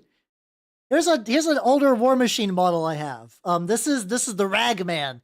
I technically used the Ragman on the tabletop, but the big thing about the Ragman is what's it called? You played him as a D&D mini. It was a D&D mini that I used. I had a cleric that was like hideously deformed by like an evil spell. So his goal was just to try to like travel the world to try to like improve his healing skills so he could cure his own disease. Oh, that's a bit, Pinata. How you doing? Welcome, welcome, welcome. I'm testing a technique real quick. So, also, thank you for that hydrate and stretch. We'll do that real quick.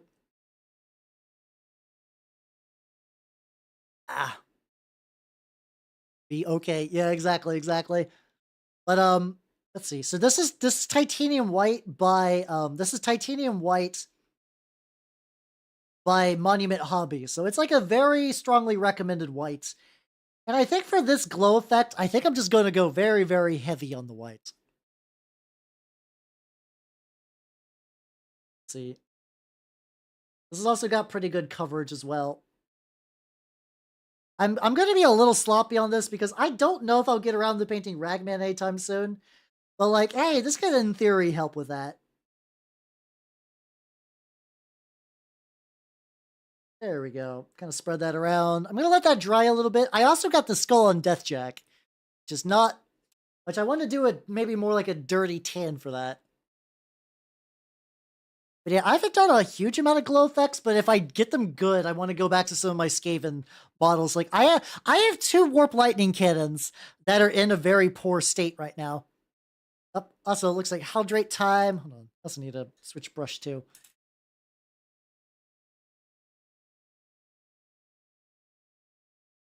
Ah, water destroyed. Excellent, excellent, excellent. So let's go. Let's get a little bit of this tan. And what I want to do is I go to this little skull. A lot of times what I'll do is I'll use like a, let's see, welcome back everybody. Something I like to do for skulls, I'll just use like a tan and I'll just like dry brush the white on top of it. That usually works. Yeah, probably should have did the skull earlier, but that's fine. But yeah, I kind of do want to test this technique out because if the glow works, I want to use it for Deathjack. Deathjack has these like big funnels and like a chest and like these like eye bits. Oh fuck, I didn't apply any of the bright paint to his face. All right, I need to rectify that.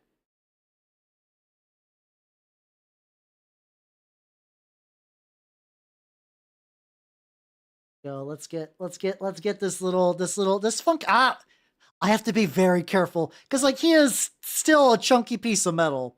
Like if I ever have to sacrifice a mini to survive a home invasion, because I can't go mimic mode at home if as a defensive measure because then it'll people be then if someone gets fucking mangled in my house, it's the guild is gonna be like, how you've done too much. We're gonna have to put you down. But if I beat someone to death with a Deathjack, it's fine. Yeah, exactly. I'll break the masquerade. You get it. You get it. All right, let's get a little bit. I think I'm gonna skip up the color that I built up and just go directly into this brighter one because I think I just need to do like one. There we go. Just like one little bit brighter. All right. Now we go back to you. Let's do another layer of whites. Normally painting white on black is probably not a great idea. Like I said though, this is just for testing purposes.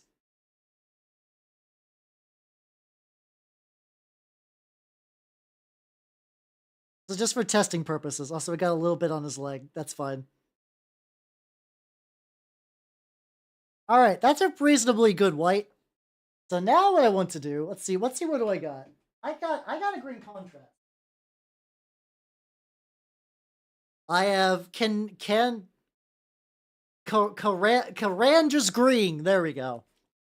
I got Carandra's green, and I'm gonna let that dry a little bit though. I think Deathjack is actually probably at the point where I could just give him an oil wash and he'll be ready to party. Which I'm glad that I went ahead and did an oil wash already for some other minis. I have the Takodachi Riders. I have 4 of those. I have a Takodachi Leader unit. I have the big turnip boy that I painted on stream with like the little mammoth guy, like the guy who's riding like the funky little hedgehog. The guy with the funky little hedgehog is getting an oil wash at the moment.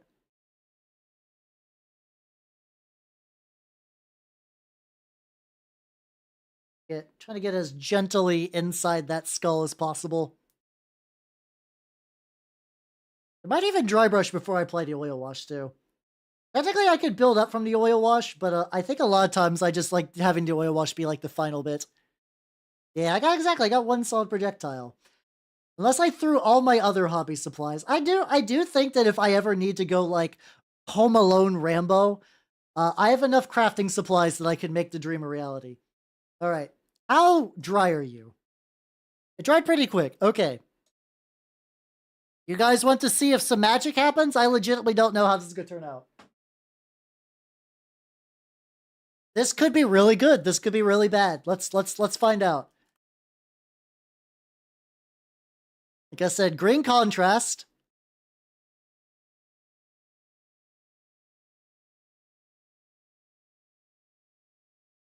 Okay, this turned out, I mean, it's pretty bright. It is definitely like a bright green. There we go. Oh, okay, there's still a little bit. Oh, some of the white has not fully dried, so I'm like, actually, if I just kind of like push it around the base, that's not too bad. It did make it pretty bright. Okay, I have another idea to go with this.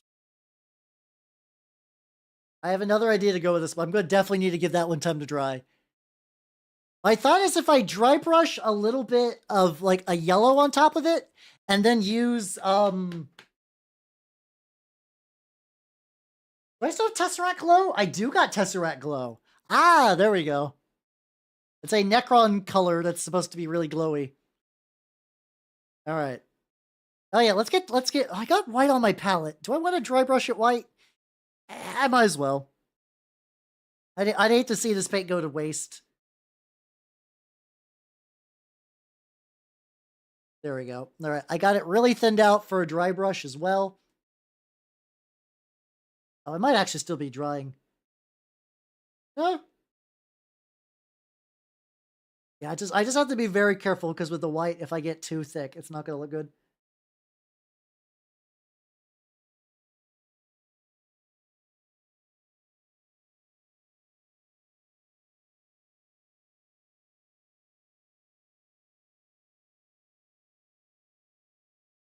Hey, there we go. Look, we got a very lazy skull that I feel aight about. I feel aight about the skull. That's fine. Let's see, do we want to get a little bit more in the little divots in the Deathjack head just to get a little bit more red?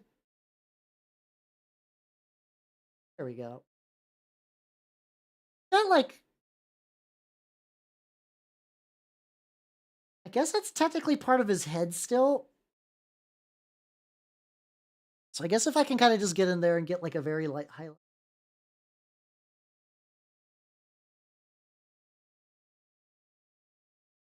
Hey, there we go. Look at him. Look how handsome he looks. I think the left and right shoulder pad, I could do maybe like one more stipple to kind of clean it up a wee bit. But I think the basic idea I'm pretty happy with. Yeah, exactly. You would hardly even know that he's 13 years old. Jesus Christ. Jesus. He's an old lad. Still younger than some Games Workshop models that are actively being ran in armies, so it's not like he's the oldest. They did definitely replace him with like a nicer plastic one a while ago. It's not that bad. Like I think usually whenever they switch to a plastic one, give him flames and fuzzy dice. I'm gonna give him like spooky glow bullshit, which is like the Crix equivalent of flames. Hear me out. Hear me out on that.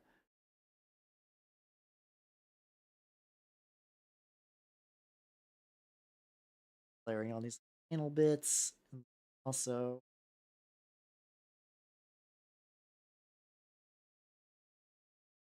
there we go. Happy 30th birthday, Warp Spiders. The thing that's weird about those, it's like I can understand Games Workshop going, damn, that model's old, and squatting it. I can get that even if it's kind of a bummer. I kind of wonder why they keep a model that's old like in their lines. Like, I guess it doesn't cost them any money to keep an old as dirt model just kicking around. Yeah, we gotta get around the lip. It's still weird though. Yeah, so I mean, the thing is, like, some of the new models, like, even though I'm a little iffy about their 3D printing, I don't think they're bad. Like, so, like, the sculpts are reasonably fine. The Chimera is not exactly my cup of tea because all the things I liked about Legion of Everblight have kind of been lost to it, which is a bummer. Like, it's like you don't get the mutant dragons, you get these like weird like almost World of. There is unfortunately like I know that there's always it's like Warmachine has always been a bit Pauldron core. I feel like some of the newer stuff, if you told me that they were coming out of a WoW expansion, I'd be like, yeah, like I can handle Pauldrons and like the kind of goofy stuff they did.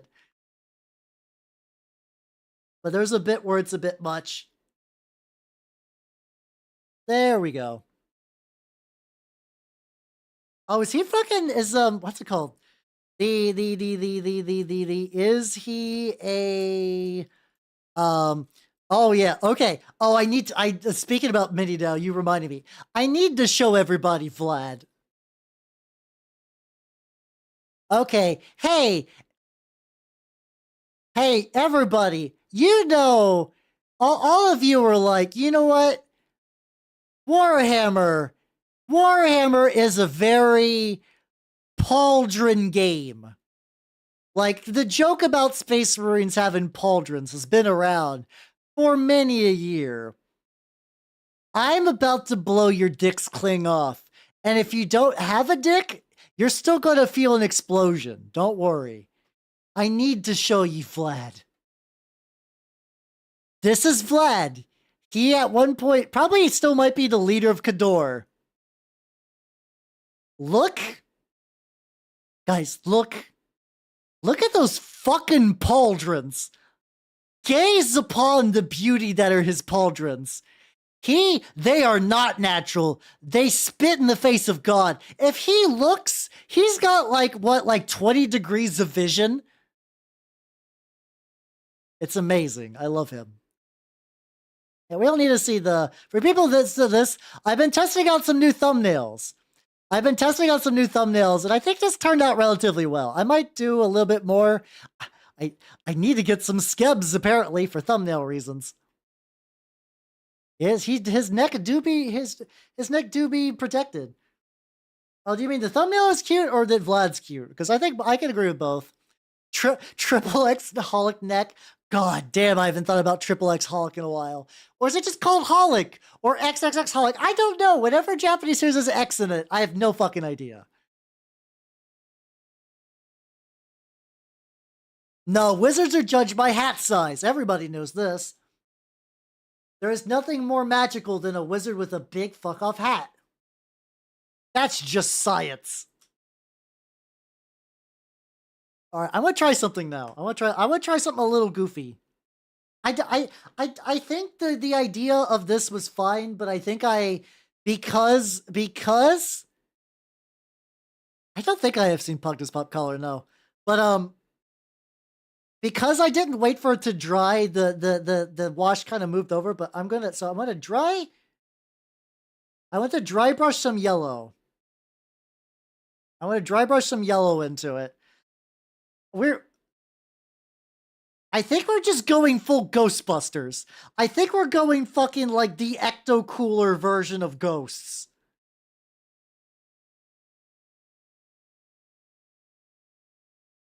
Guys, I see people do this before, but I did this by accident. Or subconsciously might probably be a better word.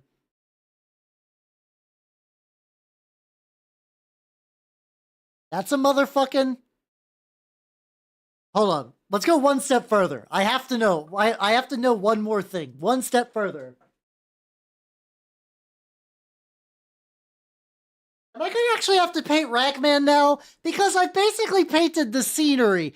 By the way, this skeleton, I believe is supposed to be on Deathjack's body, but years ago I put it on the base of this guy because he was my D&D cleric and he was like a kind of necromancer guy.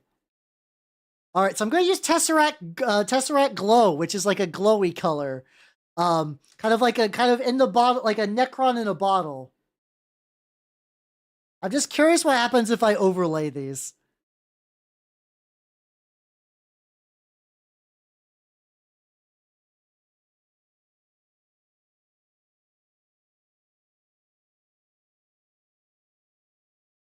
Okay. Get a little bit on the edges.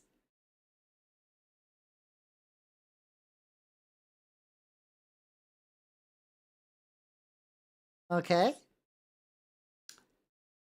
I kind of fuck with this super hard. Okay. There we go. Okay, so he's done.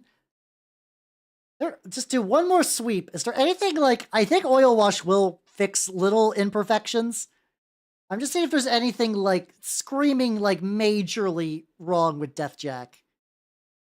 Like, I think some of the shoulder pads are probably not as smoothly blended as I'd like. I could probably... Actually, I could just do that real quick. It's going Super Painter 3. Ah! Let's go. Let's fucking go. Go more like that, just to kind of spread it around a little bit.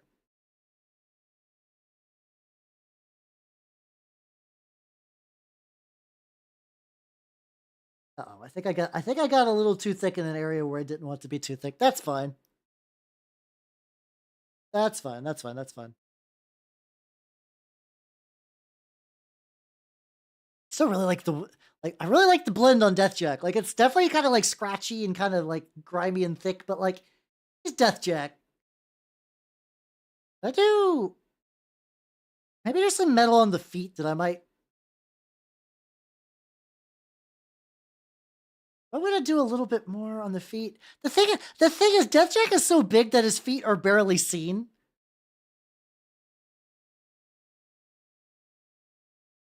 Like it's really hard to even see his goddamn feet. I think I do need to do like a little bit of metal paint on there, which I can get that done pretty easy. Oh yeah, Shrimp Miku, take me. I'm on the final stretch. Take me home.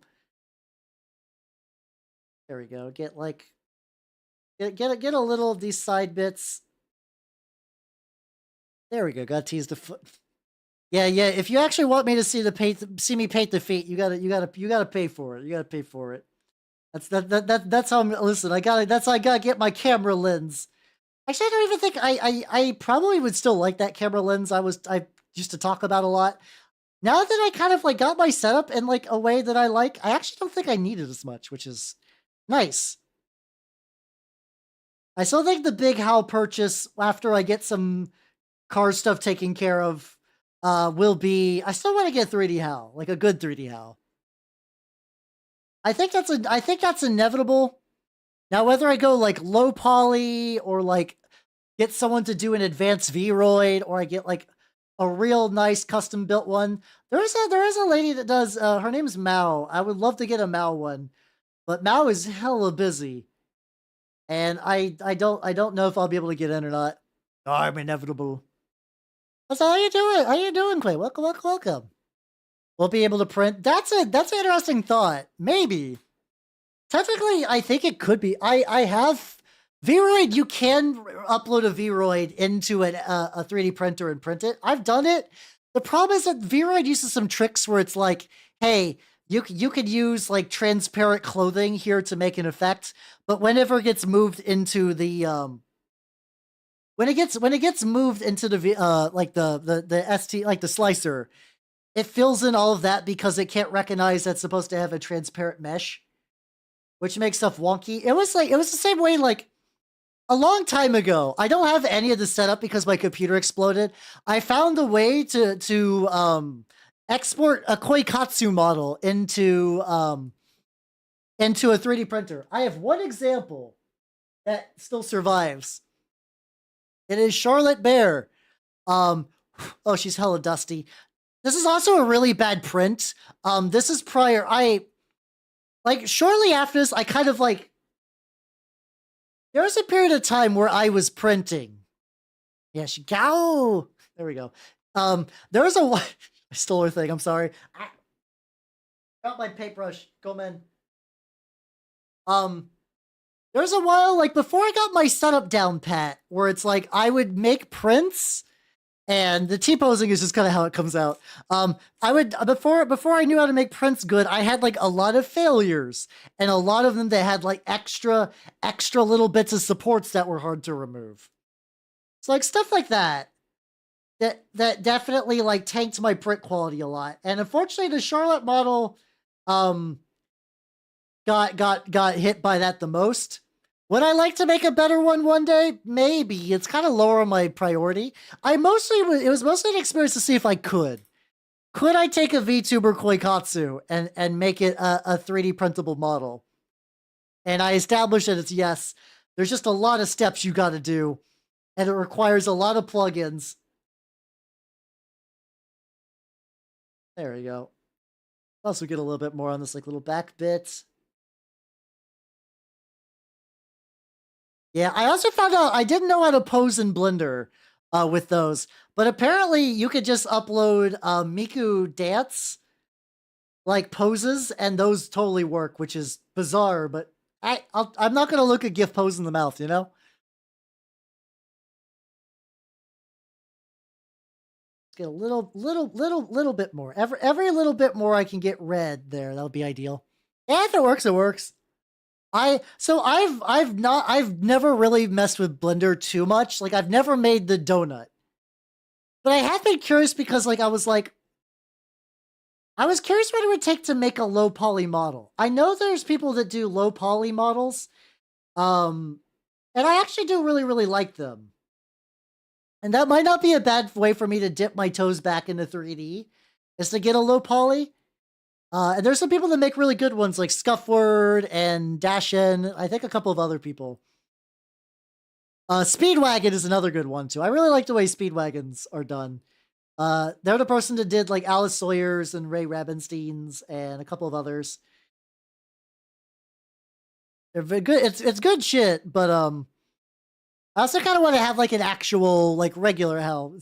I think he did that on purpose. He's like Medjed with like the Speedwagon hat. So I have to imagine legitimately the JoJo joke. Like this is the first time where like the JoJo joke is real. And it's accurate, and it's not just one, oh god, is this a heckin' JoJo reference? There we go.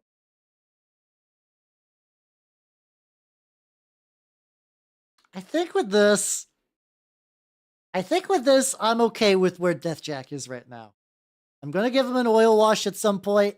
I think we're good, and with that, I think it is the Beatles is a JoJo reference, exactly. 100%. No, yeah.